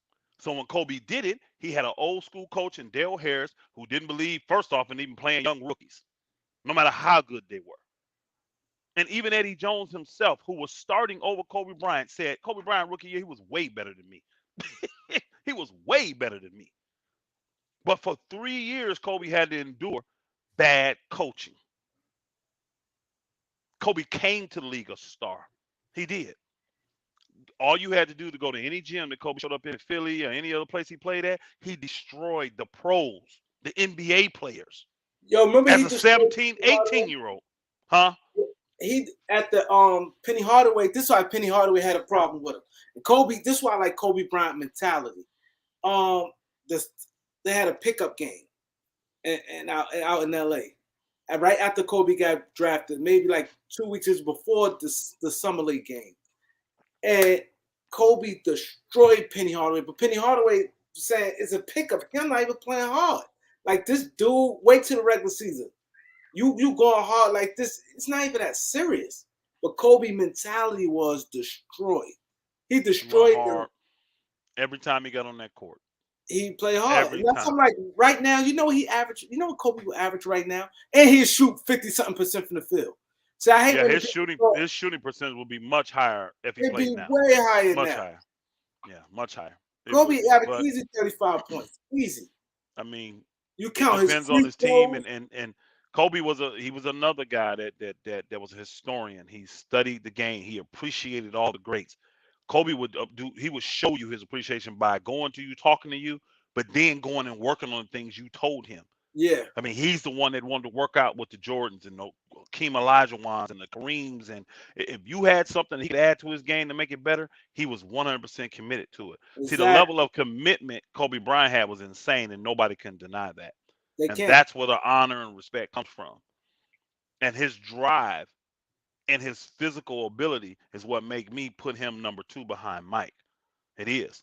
And the reason Mike is over him, I think Kobe actually had more skill than Mike. I personally do. They have more skill. But Yeah. yeah, but Mike had better teams than Kobe, honestly. Them teams the Bulls had, they were true teams from 1 through 15. Once they started winning, y'all, them teams were set up to have everything that they needed. Bangers, rebounders, shooters, defenders, you know what I'm saying? And everything was curtailed around Jordan. So I wonder sometimes what would it have been like if Kobe would have got a team made for him like that and have a coach like Phil Jackson, you know? So again, it's tit for tat one way or other. Some folk will look at the situation with Kobe and say, well, him and Mike had Phil. LeBron ain't never had winning coaches like that. Again, still gotta get out there and win. I ain't never seen no coach lace him up and get out there and win a game for you. You see what I'm saying? He give you the greatest plan in the world. It's still up to you as a player to get out there and execute it. You got to as a player. And that's what separated MJ and that's what separated Kobe. Because MJ is 6-0 when it came time to get it done. And Kobe was 5-2 when it came time to get it done. So I'm telling you, I got the highest respect from watching those two guys' career. And again, I got the highest respect for LeBron James. I don't put him on their level, but he without question he is the greatest player of his era, without question. He's the great, and I knew that when I went to recruit him in high school for 2 years and watched over 20 games in Akron. You see what I'm saying? Or all around the country because I went more than just Akron. But I knew then this boy gonna be good. He gonna be great. He gonna be mentioned with the greats. I knew that. So if you got MJ as your goat, thumbs up to you. I mean, if you got LBJ as your goat, thumbs up. I ain't got no problem with that. I ain't got no problem with that. At least he can be in the conversation. Now, see, some of you will say Kobe can't be in the conversation because of his stats. They don't match up to He MJ. said They one don't match up. MVP They don't 20 match up years. to. They don't match up to LeBron's. He can't be in the conversation. He's 10th. Whatever. He said one MVP in 20 years. What does that mean? He was an MVP. And he actually had more than that because he got 2 Finals MVPs. So now what? So he had 3 in 20 years. See, this person values MVPs. I ain't got no problem with that. That's yours, ain't it? Take your card. Yeah, I don't have a problem with that. You value MVPs. I value championship wins. I value records in championship. Once you get there, I expect you to win. I don't care how you got there. I expect you to win. You don't get a pass from me for your team and say, "Well, we were scrubs and we should have never been there, so it don't count." No, you don't get that from me. You got there. Figure out how to win. That's what I say. But Yeah. again, it's the GOAT. It's a subjective thing. You know what I mean? So I ain't mad at people that say Magic is a GOAT. I'm not mad at people that say Kareem's a GOAT. I'm not mad at people that say Wilt's the GOAT. I'm not mad at people that say Russell's the GOAT. I'm not mad at people that say LeBron the GOAT. I just got MJ as the GOAT. And I got Kobe right behind him. So that's why they're on my top 5. It make a lot of people mad too, boy. When I got Kobe Yeah. 2, I'm telling you, boy, these what they call them? I don't know what they call them. These people, I say pro LeBron thinking that that is a compliment. It's amazing how the LeBron lovers take that as a negative. When I say they pro LeBron, And that's a I don't. compliment. I again exactly, Kareem. They take it like a slight, like I'm trying to do an underhand slight at them. Pro LeBron, like that's a compliment. I don't know how else to say it. If you think LeBron is the GOAT and you think his stats are superior to everybody in the game, you are pro LeBron. Now I'm pro Kobe. I'm pro MJ. I agree with that. I think they're the 2 greatest players I've ever seen. I'm pro. I don't take that as no slight. I mean, I am. And you ask me why, I'm gonna give you the reasons why I believe what I believe. But I literally get people to try to take me on the chin because I say pro LeBron. I don't give a flip though. They can do what they do. I really don't. I don't care. They do it because I'm still gonna say it. I mean in that sense. I don't give a shit about your feelings. You know what I'm saying? Go to Lamont Channel. What that? Hey, that what the FYF stand for? F your feelings. I don't care. I don't care about your feelings. It is what it is. If you pro LeBron, what's wrong with that? What's wrong with that? You got people anti LeBron and don't have no problem telling people. So why you got a problem saying you pro LeBron? I don't get it. I don't get it, man. Yeah. Why Kobe and Jordan couldn't win without Phil Jackson? Ask them. I don't know. Who Phil won without? Yeah. Who Who Phil Phil go won get it? without? Yeah. Who did he go get it done without? What y'all fail to realize is that these people need great talent around them all around. They do. See, that's a LeBron lover right there, because only LeBron lovers ask that question, because they put credence on LeBron for winning with Ty Lue, winning with Eric Spoelstra, a guy that had already won a championship. He was on the Miami staff. Don't forget, y'all. He had already won a championship with Miami before LeBron got there. So he didn't need LeBron to win a championship. And then he come over here with the Lakers and win with Vogel. He said, That what does Kobe do better than LeBron? He dribbled win. better. Now he He got wins better. better. He had better He ball wins handler. he wins championships better than LeBron. How about that, bro? He wins championships. He's been to less championships and won more. LeBron's been to more and won less. So he's a better winner at winning championships than LeBron. He had better ball handler, better outside shooter, better free throw, better defender. Just better Like, shooter, period. Now, yeah, better, the percentage wise, no. Efficiency, no. But shooting the ball, he can shoot free throws and jumpers better than LeBron. yeah, and better defender. Way better. Better defender. Way better. Better Way ball better. handler. Way better. And again, bro, that I don't don't mean think nothing. that's a good question to ask right there. That don't mean nothing. LeBron James is probably one of the best all-around players I've ever seen. All around. Because LeBron is a better playmaker than Kobe. He's a better passer than Kobe. See what I'm saying? He said, see, watch this. Now, this is gonna kill him right here, right? He Mm-hmm. said better defender, right? Now, they always when it Yeah. comes to LeBron, but watch this. When it comes to LeBron, they always want to throw the actual stats. But the actual Not on this, stats they don't. Not on this, they don't. clearly show Kobe made like 9 defensive teams, 10 defensive teams. Not on this, they don't. Not on this, On they this, don't. but Kobe made more defensive teams. Again, hey, hold on. Kareem, look at this young brother, though. Look at him. What are you, 18, my brother? You've never seen Kobe play defense. You never have. If you Yeah. even had a smidget of watching Kobe, it was when he was old, broken down, and playing through major injuries that should have ended his career. If you did get to see him. But I'm looking at you, bro. I got children twice your age, not just older than you. I got children twice your age. So I know you didn't see Kobe in his prime like you watching LeBron. And brother, we cool with you having LeBron as a GOAT. And we ain't here to debate you on that, bro. There's nothing wrong with you having LeBron as a GOAT. He has got to be the greatest thing you've ever seen with your eyes, because you ain't seen Magic. You ain't seen Michael Jordan. You didn't see Kareem. You didn't see Kobe. You look like you 12. I ain't putting you down. You look young, bro. Nothing wrong with that. You look young brother. He said you never saw Will and Bill And Russell with that you name. don't have them as your GOAT either. You didn't see Will or Bill Russell, but you don't have them as your GOAT. You have a person that you saw them play as the GOAT, which is LeBron. Cool, bro. He told the dude to go change his diapers. He ain't that young. He ain't that young. But he a young dude, which is cool, bro. Y'all get it. Y'all don't get me wrong. See, that's the thing I don't like about the pro LeBron people.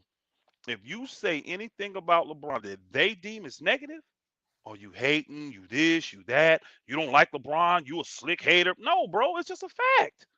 It is a fact. Y'all on stats. Is it not a fact that he's 4-6 in finals? That's just a fact. I ain't hate. You know what? That's cool. Ball of life. Now I wouldn't say that Kobe got carried though, because see, I watched those games. I saw Kobe's impact. They wouldn't have won them chips without Kobe, bro. I promise you that. That's what I said. Shaq was dominant, but he wasn't that dominant. He He wasn't. wasn't. They was the most dominant 1-2 combo I ever seen. Yeah, I always said that. Ever seen. Always said they're the There's most never common. been a greater 1-2 combo than Kobe and Shaq I've ever seen with my eyes. I don't care who Yeah, you pair LeBron up with. I don't care who Magic played with. And Magic, my favorite player. I'm taking Kobe and Shaq over I Magic said and that. Kareem. I said Over that. Magic and Worthy, bro. I don't care who two you put together. There's Yeah. never been a better combo than them two, bro. So you can say carry, but there wasn't no 1 and 2. There was 1 and 1A, bro. That's what it was. Yo, everybody said, yo, when that era there, but they be like, you can't party. All their opponents be like, we got to deal with these monsters. They both, let me tell you about Kobe and Shaq.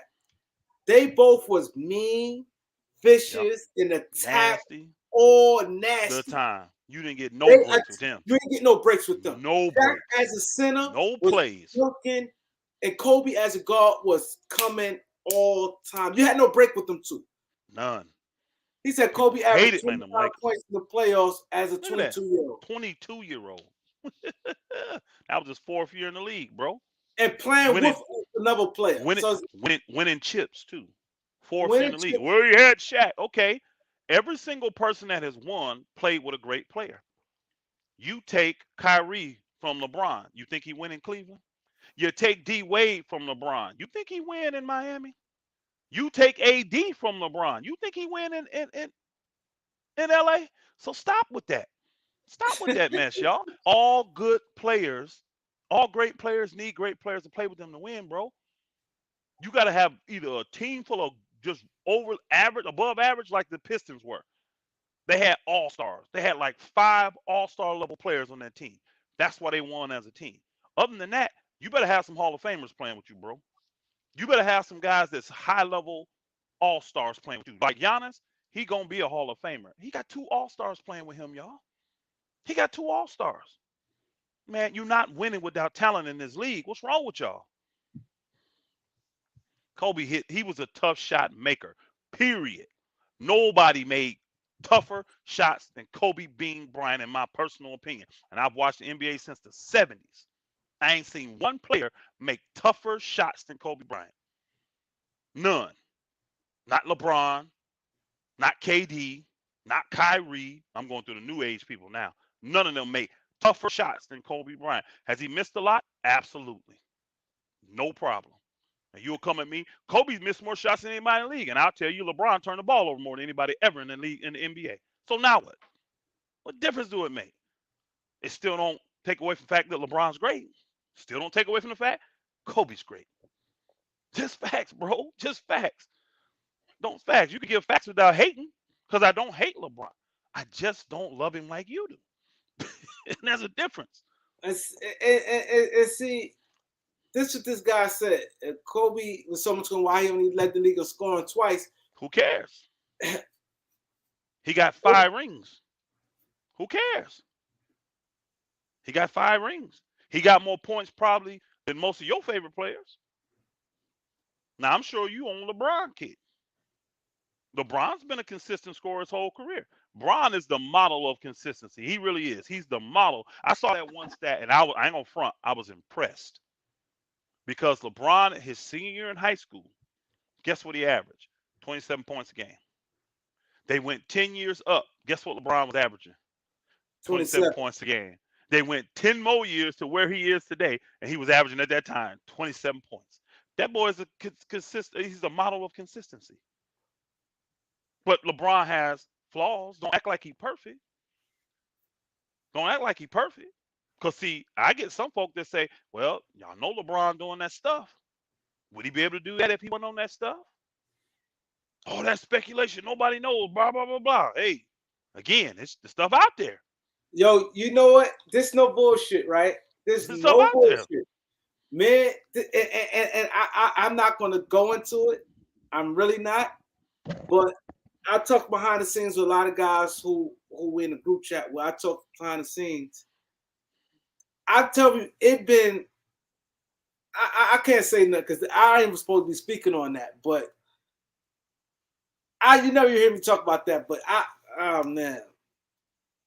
Hey, bro, it's just your opinion. We don't know for sure. None of us has been there.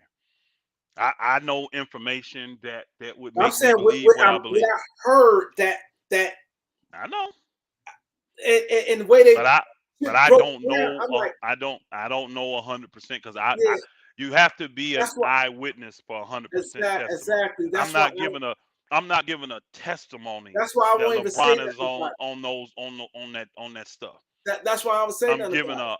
a I'm giving an opinion or a thought that he could be from what the rumors are and what looks to be some of the evidence that comes from that stuff. Again, it still don't take even with that, he still has to take that shot and make it, bro. See, this is the thing people tripping on. Like with the baseball players, they holding them out and all this. I'm saying, bro, at the end of the day, he still had to have the hand-eye coordination to hit that ball and knock Yeah, that ball out the park. He still had to have the power. He still had to have the bat speed. He still had to have a lot of other things that don't give nothing to. See, that it may help him recover faster, but it don't help him make that jump shot. It don't help him make that tricky layup. It doesn't. It just helps it, his body recover faster. it help your body and it's supposed to prolong your career. I know, because your body recovers from things faster. That's what the main thing it does with the hormone. So my thing is this: he still got to put the ball through the hole though. It doesn't help your jump shot one bit. You still got to be able to make it. Your concentration level still got to be there. It don't help you get up and rebound that basketball. So the skill levels of the game are not diminished from it. I'm not saying he don't have an advantage. I'm just saying you still have to go out there and do the work. Tom Brady, he still had to throw them 60-yard bombs, bro, and place that ball right where it needed to be. You think that stuff he taking helped him do that? It helped his body, but that arm, that's practice. That's perfect practice, bro.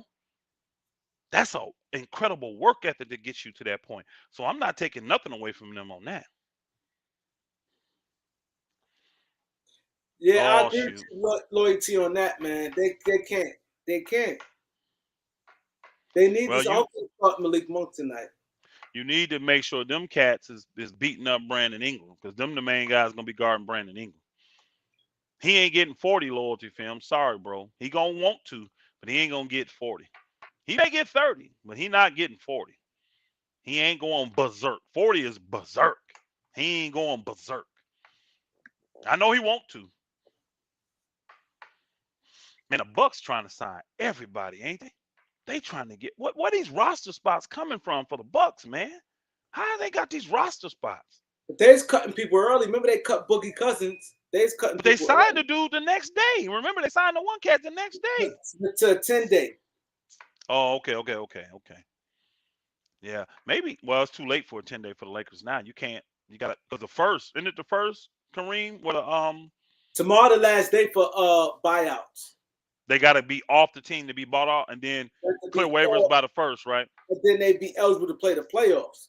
You can pick Okay. guys up after that, but they ain't gonna be eligible to play the playoffs. Yeah. Mm. See, that's why I don't see the Lakers making any moves in the That's what I buyout. said.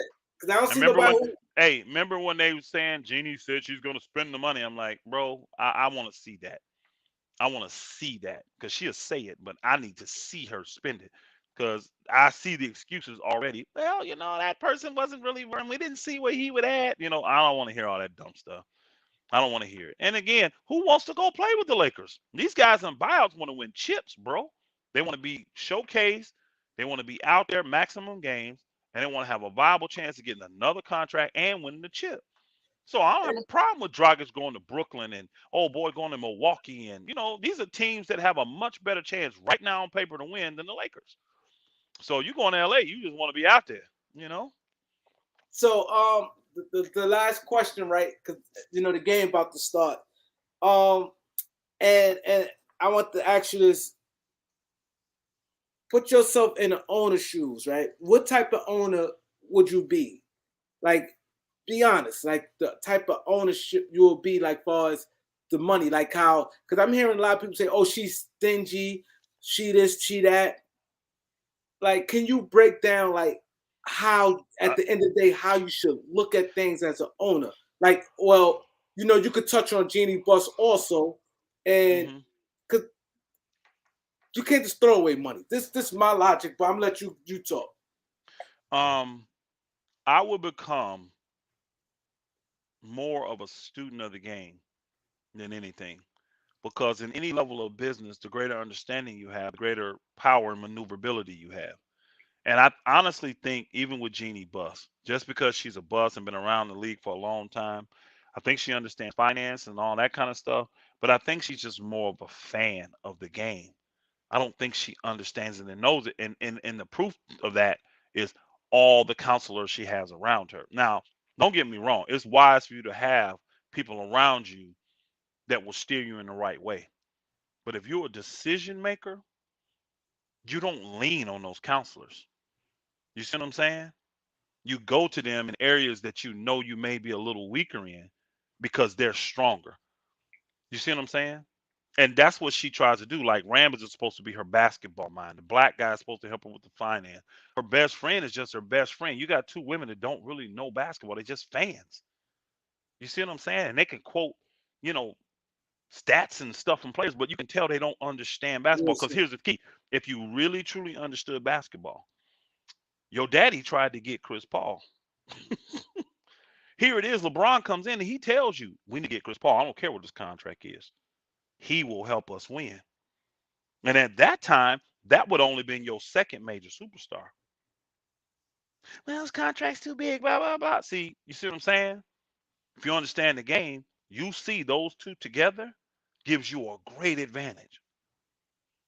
Then years later, you realize, look at Chris Paul now. That was a bad decision on my part. If you don't have the knowledge and and you educate yourself on what you're doing, you're gonna make fandom decisions. And fan decisions is what gets you fired and gets you to waste a lot of money. And I think that's why the Lakers in kind of disarray because she don't really know basketball like that. Just because you born in it and you've been around your dad and all that, I think she understands the finance side because that's the side that they brought her up on. And that's why she's tight. Most women are tight. They don't mind spending your money, the man money, but when it comes time to spending all their money, oh, they're gonna justify every dime they spend of theirs. So if I'm an owner, I'm gonna have full knowledge of what it is I'm owning and how I'm doing it. You know, like I'll use my deck company. I'll use that because people know wood prices are really high right now, right? Well, I knew years ago that wood prices were going to be really high. And what happens is people want to use going and picking up materials as an advantage, saying, okay, I can mark it up this much just because I'm going to get it. You know, I get to buy, you know, you tell them I bought it at a discounted rate. If the people do any research, they realize they can go buy the same wood you buying at the same price. that same thing mechanics do. Bingo. Well, the difference from the mechanics and all that, they can do a skill you can't. And No, you no, I'm can pick talking up, you about talking about the parts, parts. getting the parts. Yeah, there you go. Yeah, the parts. You can get the parts. Now, because the dealership buys in bulk, they can get a discount. But if you're building something as large as a deck, that's a bulk account. You can start a bulk account, even if you're only doing something once every 5 years. You can go do that and get close to it. But what I'm saying is I saw that ahead of time. So what I did is I never put markup in it. I gave that savings to the customer. So they would always wonder, how is it that your price is so much cheaper? Why am I going to charge you for something that I got to do anyways? You see what I'm saying? Or if the wood's getting delivered, like it's I don't go get it and they got to get delivered, it's a delivery charge. It doesn't matter if I go do it or you do it. It's gonna be a delivery charge. You got to pay it. So I never marked it up. So my prices stay ultra competitive and better than everybody else's because all I did was charge you for what I did, which was my labor. I didn't find all the other little things. So then when the crash happens and people see what the wood prices are going to, guys that want to stay afloat, now they got these high prices and they still got to put those margins on top of them. I never had them. I don't have to do it. I'm living off labor, not margins and markups. You see what I'm saying? You got to know your bit. You got to know what you're doing. And I don't believe she do. I think she's a fan. I think she's a fan more than anything on that side. And that's what hurts them. So me, I would learn my craft to the point where I would know when to take the calculated risk, like on a Chris Paul, and when not to on a Russell Westbrook. I would. Because that really, I promise you, I think that was more of, look, you blew it on Chris. You need to listen to me on Russ. But LeBron got extra motivations for why he won't Russ. He does. He got extra motivations why he won't Russ. So you got to learn whatever it is you the owner of, and you got to know it to the T so that you can make educated decisions. I'm not have to lean on people when you being lazy in certain areas. You just can't. When you the head and you got to make decisions, you can't do it. And what she's done is surround herself with a bunch of people. And this, remember what happened now? Who wants to take? Who making the decisions right now? Is it her? Is it the Ramesses? Is it Plinka? Is it LeBron? Nobody knows. When Jerry Buss was around, did we ever have that problem? Oh, we You knew knew Jerry Jerry West. Buss, or Jerry he gave it to West. Jerry West, or he gave it to Mitch Kupchak. We knew there was never a question on who made the decision. But when you inadequate in that area, this is what you try to do to make up for it. And when the rubber hit the road, you can't hide. You can't hide. So this is why I say I want the Lakers to flop out. So now pressure can be on everybody to raise up their level so we can really achieve these goals. Because LeBron wants and needs to win, and so do the Lakers. Let's get on the same page so we can get this thing done. Instead of, So well, I got my goals and I need you to do it, and you got your goals. No, let's get on the same page.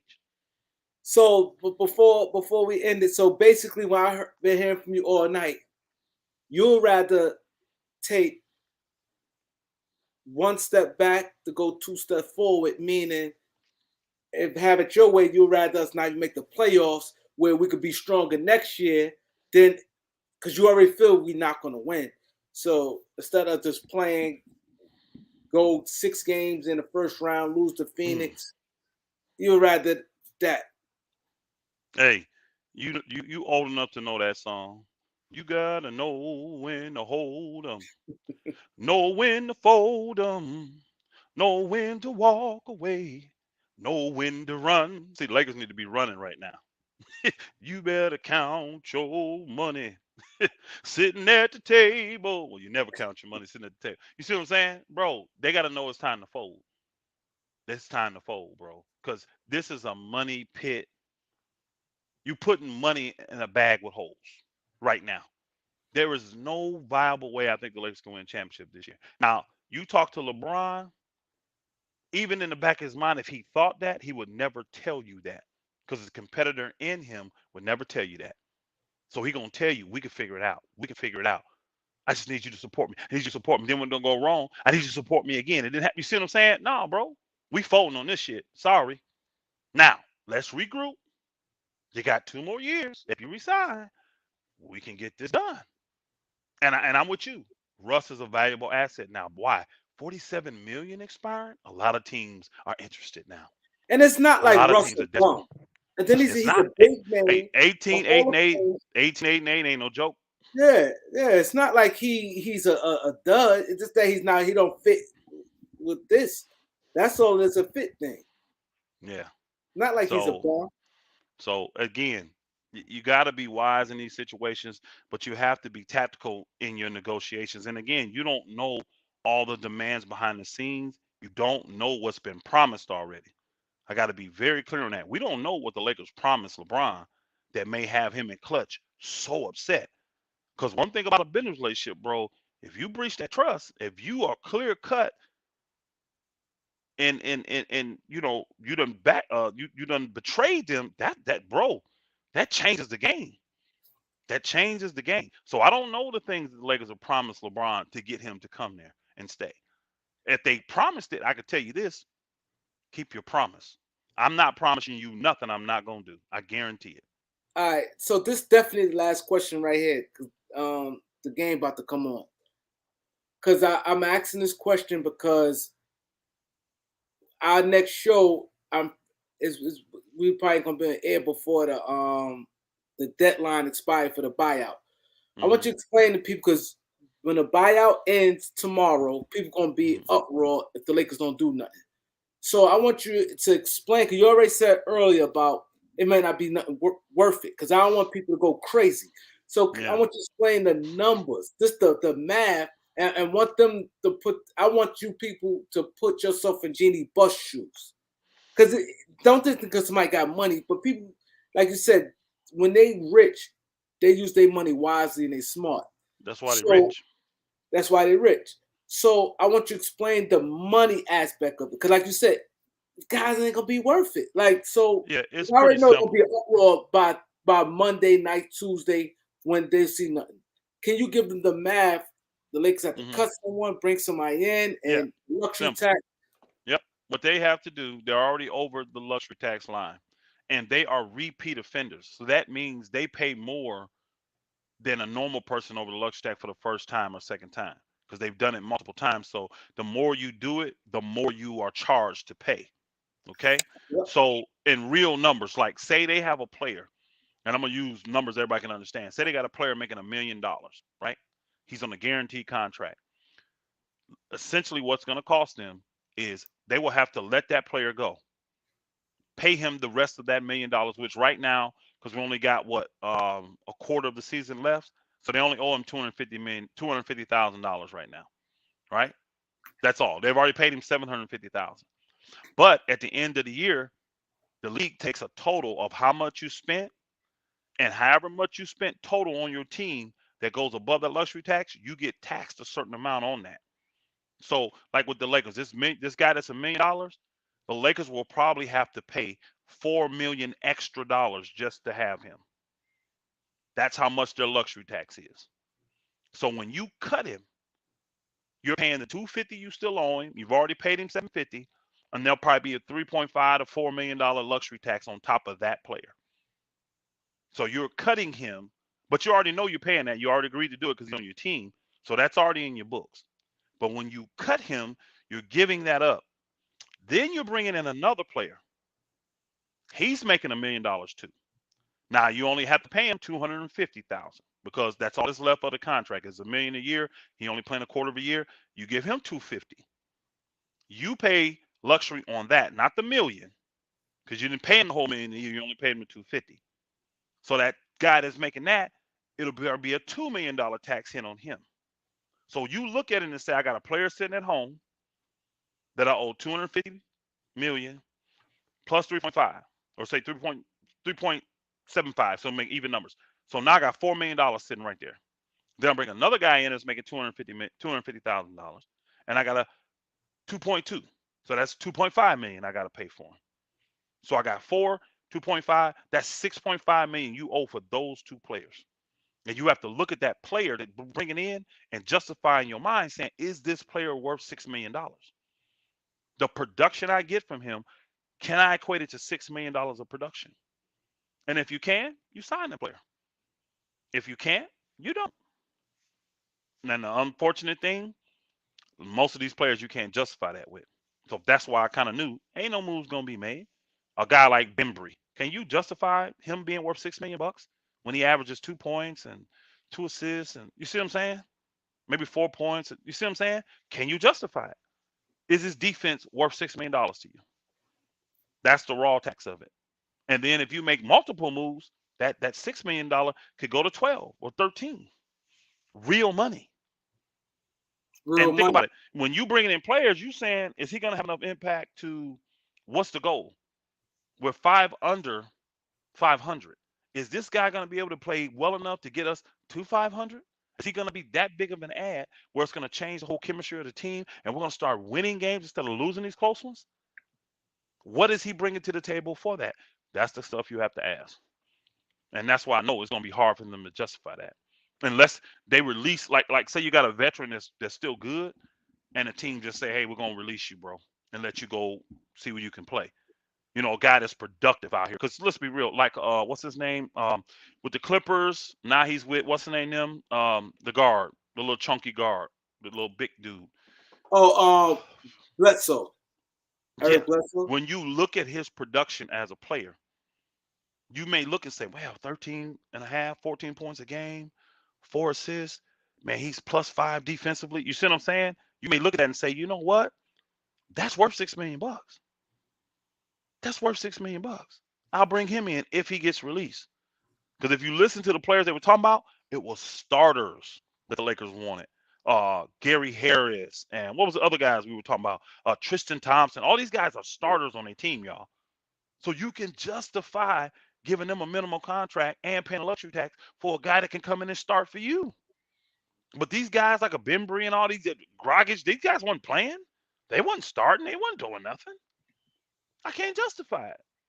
Now Grogic they would have because he's a starter caliber player, even though he hadn't been playing. They could justify it.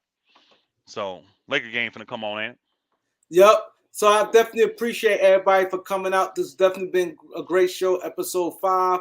I hope you guys enjoyed it, got something out of it. Appreciate y'all supporting him, man. Appreciate y'all sending them cash apps. That's what's up. Appreciate everybody that sent. Definitely appreciate that, man. And we also we appreciate it. Hopefully we cleared out some things that we need to clear up. And hope you guys got a lot out of it. You know what I mean? Thank you. He said the best talk show. I appreciate that, bro. Yeah, we just try to give you the insight, the details of it, because this is not 2K where you just do things. So that's why I wanted him to break down at the end for everybody don't be going down the Lakers' throat. Oh, they were stupid for just not signing nobody in a buyout.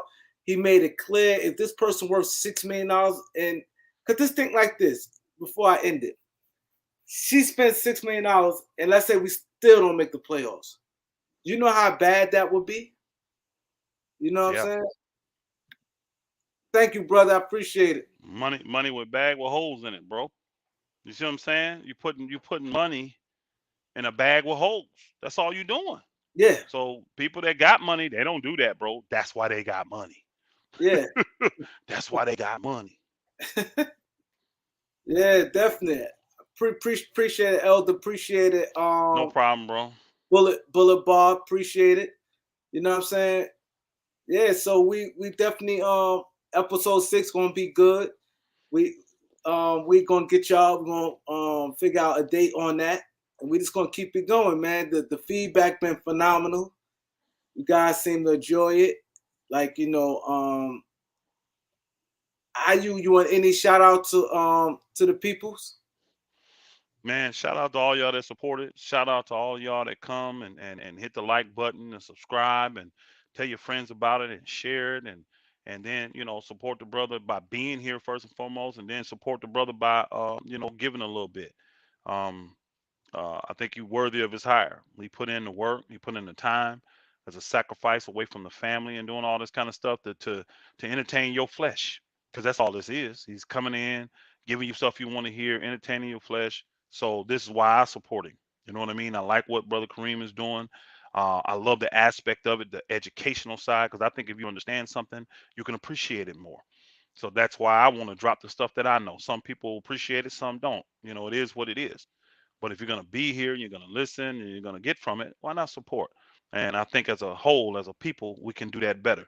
So I'm liking what I'm seeing over here in this channel. So when I see stuff that's positive, when I see stuff that's good, wholesome, righteous, I support it.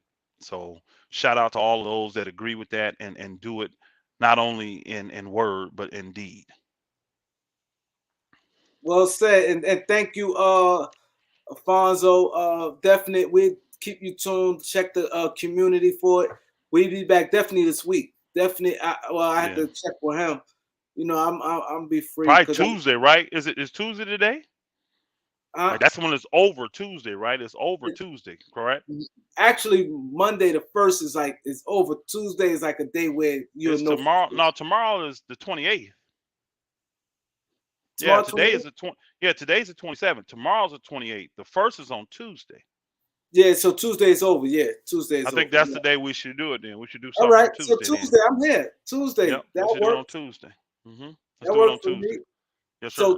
So Tuesday, I see about the time I put it on the community. I talk behind the scenes with Elder about the time, and if y'all want, y'all can have some suggestions as far as topics y'all want to hear us talk about. So you can leave a comment on some topics, He has a channel. Also, y'all could go subscribe to that. Straightway Elder Rufus. It's amazing. I don't watch so many episodes. Like I said earlier, it blew my mind. Like damn, like I said, it's not like education. I have no idea white Israelites, because like I said, I see Israelites every day, and Mm-hmm. and these is different types. That's just why education is the key. Yep. Educate. I learned. I watched literally a bunch of videos last night of it. I just kept watch when they went to Alabama and Yeah. and, and That's a the community. That's a community we building for people. We're gonna move 20 saints on that yeah, community. and I see you. Mm-hmm. And then even the education part about it, where y'all was like y'all could have put another deck somewhere, but y'all already started the water line going this way. It should have went on the Mm-hmm. house going that way. Like Yep. it's just little things that I think you guys should definitely go put. You should put it right there your thing, because it's very educational. Put it up on the Let me see. Let me see if am I still in there? Let me see. Straightway Yeah, I'm still Georgia. in there. Yeah, it's this my name, Straightway Georgia's Elder Rufus. Y'all should definitely subscribe to, and when y'all get time, look, because last night I had some time. I watched like 6 or 7 videos, and it was amazing, man. It was very amazing, and like just the little things, like even with the holes, like he was saying that and he got a bunch of black guys, young guys. He said the young guy, um, he helped out because he did good in school, so he sent them out with the job to help out. Yeah. Yeah, you got to earn that privilege. It's a privilege to be able to get out here and learn these skills and these traits, to be able to take care of your family, to be able to live self-sufficient. So the young folk, you got to motivate them. They want to go do that stuff, but they got to handle their business is more important, which is their schooling, respecting and honoring their parents, taking care of their chores, doing what they do. You know what I'm saying? Now, one thing I don't do, I don't like hold their allowance, or whenever the allowance is, you getting that. Because you know what I mean? You're gonna do your job and all that. But something like that, I would like, hey, that's got to be earned. You want to get back and keep going. Now that young man I was telling you about, he's in an apprenticeship program. So like when school out, he full fledged. He full fledged in it. But when there's opportunities, because we homeschool, I can say, you know what, this is a slower week. He done got a little bit ahead. They could actually use his help over there, and he can learn some, hone on his craft a little bit more. So go to Alabama for a week, bro. Go there, help, and then at night. Now, what people don't get is he may not be sitting in school all day like he normally does, all mornings or whatever to 2 o'clock, from 8:30 to or 9 to 2. But when he works with them brothers, they up at 7 o'clock getting after it, right? When they get done by 5, guess what he doing from 6 to 8? Schoolwork. He still got to go to school. So, you know what I'm saying? So, but it's a benefit. And then he's getting to learn how to handle his business and be productive and be responsible. But at the same time, this is how you take care of your family. So it's a multiplicity of things that he's getting in the process. And I'm training him how to be a true young man. Oh, he'll be able to take care of family well earlier than most, Yeah, because he won't have to depend on nobody. He'll be 21 knowing how to build, knowing how to fix everything, knowing how to generate money, knowing how to keep money, knowing how to because it's all well rounded. So he'll know how to do all this stuff to be a benefit for his family and all the others that want to come behind him. And then he could take those traits and teach his little brother and his little cousins and nieces, and not nieces because they ain't working like that, but you know what I'm saying. He can pass those on down. So now I can use him to, because he's got a younger brother that's 2 years younger than him. He'll work with the men, and I'll have him work little small projects with his brother. So now they get to have that brotherly love and that camaraderie that they need to have together. Learn how to work together and do things together, unified. Got to be a one heart, got to be a one mind, got to be a one spirit. So it's a beautiful thing to watch it. It really is. And I love the freedom because we've sacrificed, so we're free to do that. If he was in a public school, I couldn't do that. I you couldn't couldn't just do tell it. him, I couldn't do it because I'm obligated to do the public school schedule. But I can tell you right now, we train and we teach our children way better than any public school could ever do it. Ever do it. And believe me, I have one of my wives was a Houston public school teacher for 10 years. So I know what the public school system is all about. I came through it, but I know what it's all about today, right? And I know what they were teaching those children there. And what we teaching ours here now, when she saw the curriculum, when she came and saw the curriculum we have for them, she was like, wow, I can't believe y'all on this. Like, yeah, we ain't playing around. This our future. Y'all just passing through. I So, already know what y'all doing. yeah, so let me ask you this real quick. I know we're supposed to end it, You but good? when you the guys that's working, is they part of your fellowship or they outside contractors? Part of the fellowship, bro. Everything you see there is family, meaning in the faith. We have one heart, one body, one spirit. We do all that together, all that land. That's what we're putting together, growing, building together, and we'll leave that as an inheritance to our children. And they'll get to see us put all the infrastructure in place and the lands and the homes and the buildings and the equipment and all that stuff. So the main thing for them, they don't have to work as hard as we're gonna have to work. They'll do some stuff, but almost all the infrastructure will be in place. So we'll be training them up more on how to maintain it and how to not allow the system to take it from you and how to make it work for you. You know what I mean?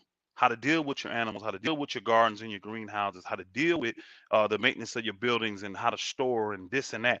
We'll teach them all that. They won't have to go out and like work as hard as us 30 years from now. Why? Because all the infrastructure will be in place. They'll have And everything they need. yeah, and the other thing when you said the ABC building, and you saying how when people come visit, they have a place to stay. Yeah, yeah. That's what we do. I mean, when people come, why go to hotels? We family. You stay here on your land. Because again, if you family, this just as much yours as it is mine. I'm talking in the faith family. You know what I'm saying? This is your home in Georgia. So why go pay the hotel fee? See, I'm in a place right now, I'm in a hotel, right? But guess what? I don't have family in this area. That's why I do the hotel thing. Now, if I'm in an area where my family is, I'm staying with them. I'm staying there. And we want to be together. We want to fellowship anyway. Now, I actually do have family in Indiana because I'm from here. I have family like in the faith too. We have a community here, but they were up there at the meetings with me. So they're traveling at the same time. Ain't nobody there to do, you know what I'm saying? So that's why Yeah, I'm not staying at their place and we traveling on through. But all this we do it for the generations coming behind us. And we teaching them the self-sufficiency, the no debt, all this kind of stuff. Because when you every land you see, every structure you see, every piece of equipment you see, bro, we don't owe nothing on none of that stuff, bro. None of it. And they're gonna inherit all of that and know how to use it and know how to deal with it, know how to maintain it without having to go out and pay someone to do that for them. Keep it in house. Now, if it's something that we just don't have the knowledge to do, then you go pay somebody to do it. You know what I mean? But if we got the knowledge to do it, oh, you do it. You save the money. The labor is what costs you so much. the labor. You Yeah, can you can have $100,000 in material, but by the time they get done doing the labor to build you a building, you be out of $500,000, bro. yeah, I gave the example with that building I just built. That multi-purpose building, brother, it appraised at 448,000. I got less than 100 grand in that thing, 90 some $1,000, bro.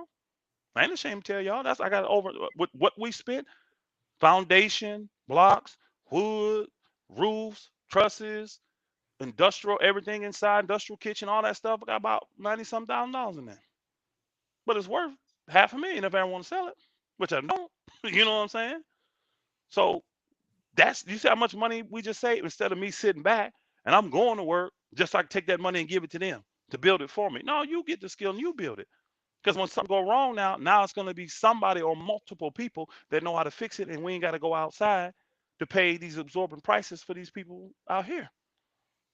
We teach a lot of self-sufficiency. You got to know how to take care of yourself. Because when things get taken from you, these privileges that you have that you think are rights, when they get taken, you're going to have to survive. You're going to have to survive. He said, you need money to do what Elder is doing, so get your money up before all that. You need unity, is what you need first and foremost. Because if you got everybody together, we can pull it all together. Because everybody, it's not my multi-purpose building. If you go look, it don't say the Elder Rufus multi-purpose building. It don't say that. It don't say nothing on there. But it's just a multi-purpose building. Guess what? Everybody that puts in it, it's their building. It's not just mine. We have all things common, like the Bible say. It's not just my building. So we all come in. But see, when they see that not only me as the leader putting in every single dime, I'm putting in 2, 3, 4 times as much as they are, right? Financially, and I'm there on the project doing all the work with them. They see someone fully vested, and that makes them want to be fully vested. And then all of our families benefit from it. It's got to be unified, though. And folks say, well, that's a damn cult. Well, stay your ass where you at. Because last I checked, first off, you don't even know what the definition of a cult is. You better go look it Yeah, up. because Colt don't deal with outside. A Colt wouldn't be talking to me right now. Hell no. And I say one They thing that don't just deal with really nothing make in it. the outside. I say one thing that just really blow people's mind. I'm like, what cult you ever heard of? All these crazy Jim Jones, all that stuff that get their people guns. Every single person in our faith, we recommend they go get a gun. Why? Because the Bible says so. Jesus himself said so. He said, if you don't have a sword, go sell your cloak, which means the most expensive thing you own, and buy one. It's important for you to protect yourself, especially in this crazy world. So But then, not only the women, but the men, all the men and the women, we tell them to carry guns. So we got some kind of crazy cult thing going on. You think I want people carrying guns around me? Y'all crazy. Y'all don't even think. You don't even use your mind sometimes. Just but, let but, stuff run out your mouth. but Colt don't deal with the outside world anyway, right? No, some don't, because They again, don't watch like they're TV. doing wicked, nefarious things that they don't want other people knowing about.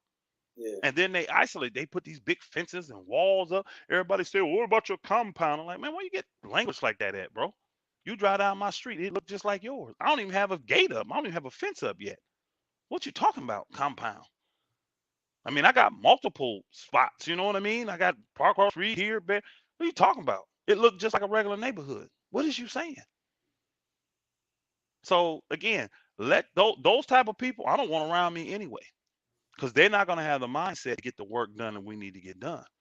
And they'll be crying, they'll be bitching, they'll be moaning, they'll be complaining about their bills, about their current situation, about the debt that they have, about the problems and the issues they got. See, we don't have those problems.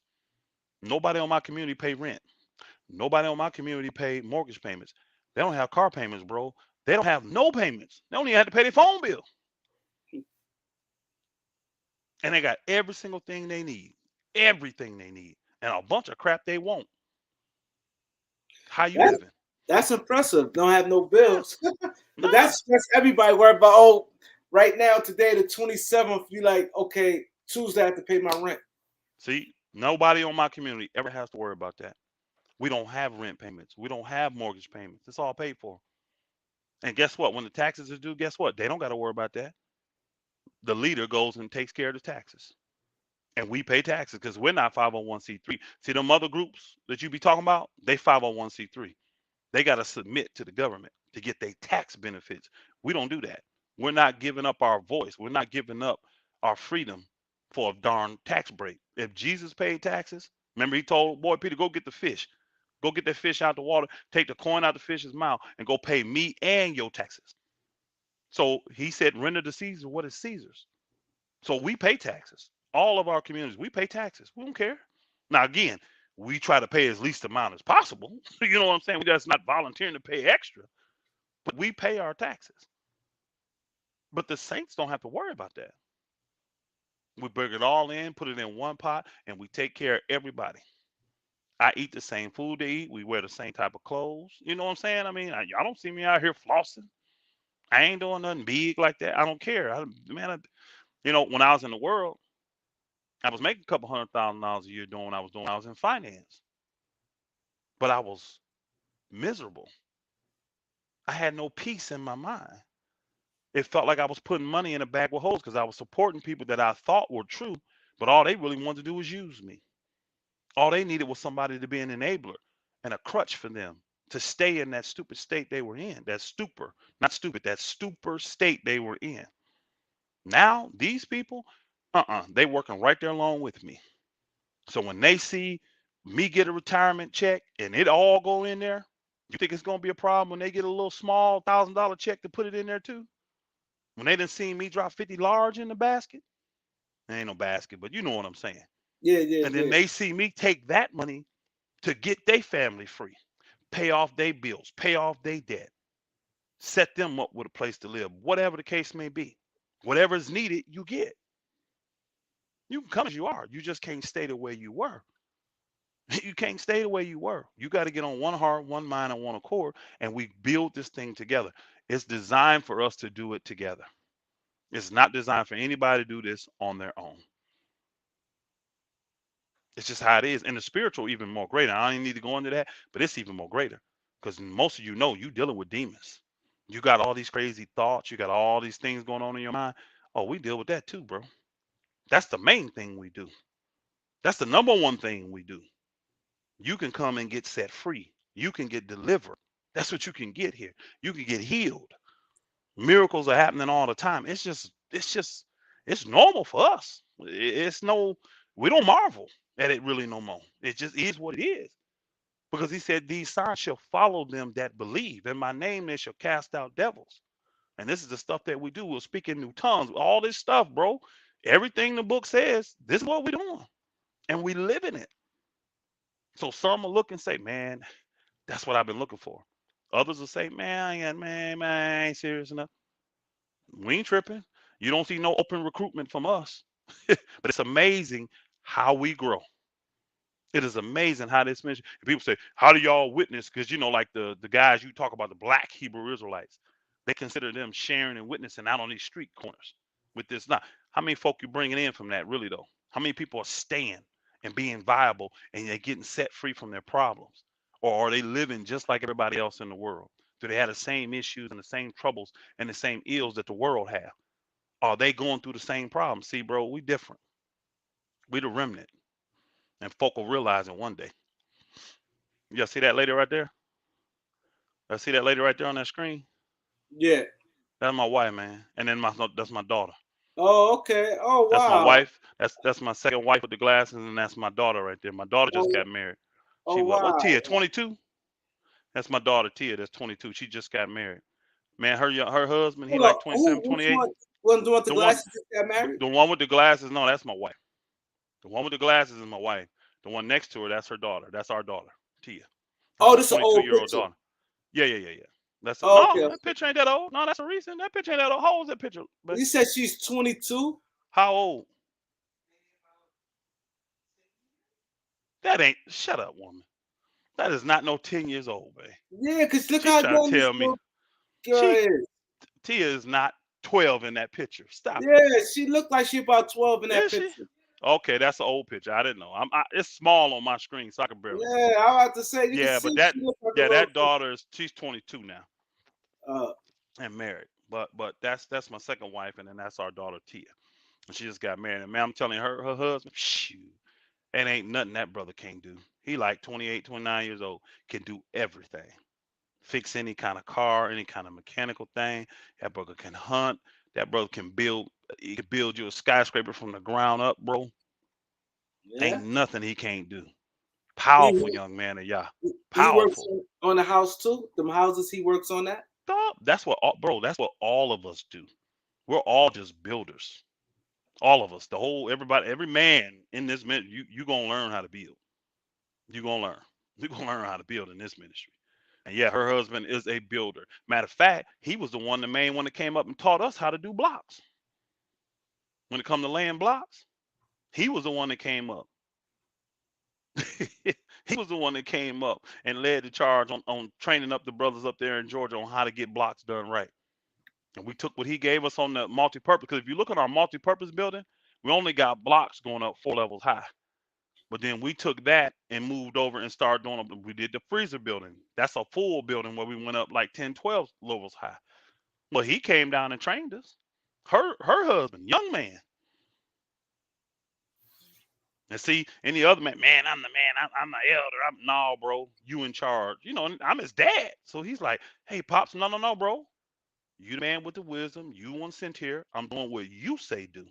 And I submitted myself to him for that week that he was here. And we got the job done. Oh, he don't stay on your complex? No, he stayed at the main one. He stayed at the main hub. That's in Yeah, Tennessee. with Pastor Dow. He stayed there. That's Hmm. Tennessee, right? Yeah, they just got married, got a nice little home, everything. Man, that brother, man, I can't say enough good stuff about him. It ain't nothing that brother can't do. Everything That's good. That's he good. play every instrument, everything he put his mind to, it just work out perfect for him. Cause he got a heart for the Most High. He That's good, cares, man. And he's a That's servant, good. bro. He'll go anywhere in the world. All you gotta do is tell him, man, next day he there. Go anywhere in the world. And you talking about a shot, bro. Ooh, that boy can shoot, man. That brother can shoot. He's a great hunter, all that, man. Just I, couldn't have had a better man to marry my daughter. And they know Elder got a high standard. I ain't playing around. And of course she was a virgin, but I ain't playing around with it. You ain't getting none of my daughters unless you a real dude. A real dude. nah, You're gonna have to that's a be a real dude to get one of my daughters. I'm telling you. You're gonna have to be a real man to get one of them. Yep. that's a And they good thing, virgins man. and you I paying the definitely bride price for them. I definitely appreciate that, Papa Jones. I appreciate you, bro. I appreciate that. We're gonna keep working. Also, I'm gonna shout out to your wife for giving a shout out. She said she enjoyed the show. I appreciate her for tuning in. Appreciate everybody who tuned in. I definitely appreciate that, man. I No definitely problem. appreciate it. You know what I mean? We'll be back Tuesday dropping wisdom again.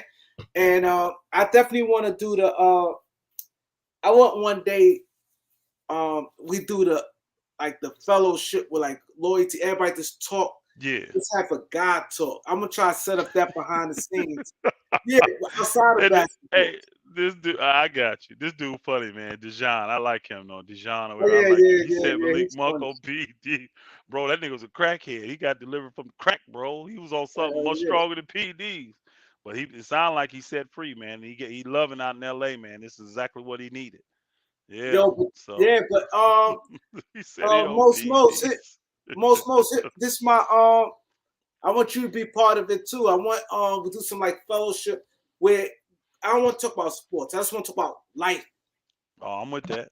I I want to talk real about talk. life, um, I entrepreneurship, I rather talk about that. Finances, all that. I rather talk about that. finances, Investing. relationships, Yep. family, I just build. specialize. Hey, I specialize in that. Relationships. Yeah. I So specialize in that. I'm with it. Kareem. Whatever you need me to do, bro. I'm here to serve. Literally, I I mean that. I'm not just saying. I mean that. I'm here to serve. yeah, Whatever because you need from me, you'll get it. I think it'd be nice, man. I really Hmm. think it'd be good us as men uplifting each other. You know what I mean? I'm Not with it. all this bashing, this internet war, this guy, you lying. I just want to uplift each other. Not all that I'm. making up stories, this nonsense. So I'm. he said, "Oh, I got internship. Let me." Yeah, you could come through. It's all ages. I just want all guys. We have a panel of guys. We just talk. We talk. We're gonna. I want to do it. I'm gonna talk to you guys behind the scene and try to set up a date us to do that. Hmm. Most you definitely gotta come through, bro, because you full of knowledge. You got a business. I like that side of it where you can show you married, you have a business, and you've been through some things. Hey, we So down 19-15 already. yeah, Two yeah, I two just minutes saw it ago. Two on minutes my ago in phone. the first. Yeah, I just seen it on my phone. Yeah, Ball's Life. Anybody, we're gonna have a panel. Um, the Lakers don't play tomorrow, right? They're playing now, so I don't think they play tomorrow. Yeah, I I may have to try. look at the. I had to look. Let me see here. I don't know when they play again, honestly, because they should be getting ready to go on the road because they gotta. Let's see tomorrow. Nope, we don't play tomorrow. We play Tuesday. Dallas, 9 o'clock on TNT. So ten Yeah, o'clock so on TNT. I hit you behind the scenes how your schedule look for tomorrow.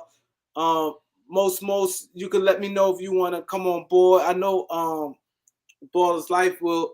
I just want to build. I want to build because we got a I'm lot of with you. young guys, like you said. We see like guys like D. John, Baller's Life, Planet Randy. There's a lot of young guys that what I mean. I just want to build. I'm with it. You You know. know that. That's a bogus call, man, right there. That was So bogus. most That's the Lakers' problem though. They got 6'4" Taylor Horton Tucker trying to guard 6'9" Brandon Ingram. That's the problem, bro. I don't care. He got long arms. That's rough. Got that man trying to play wing, and he really a guard. That's the tough part, man. Lakers, man. Yeah, It's okay, got long arms. yeah, he got long arms, but Brandon ain't got long arms too. It's not gonna happen. yeah, they all over the place too. All right, man. Let's get up and watch this game. This is my Instagram. Most hit me up. We're gonna do it tomorrow, okay? All right, y'all.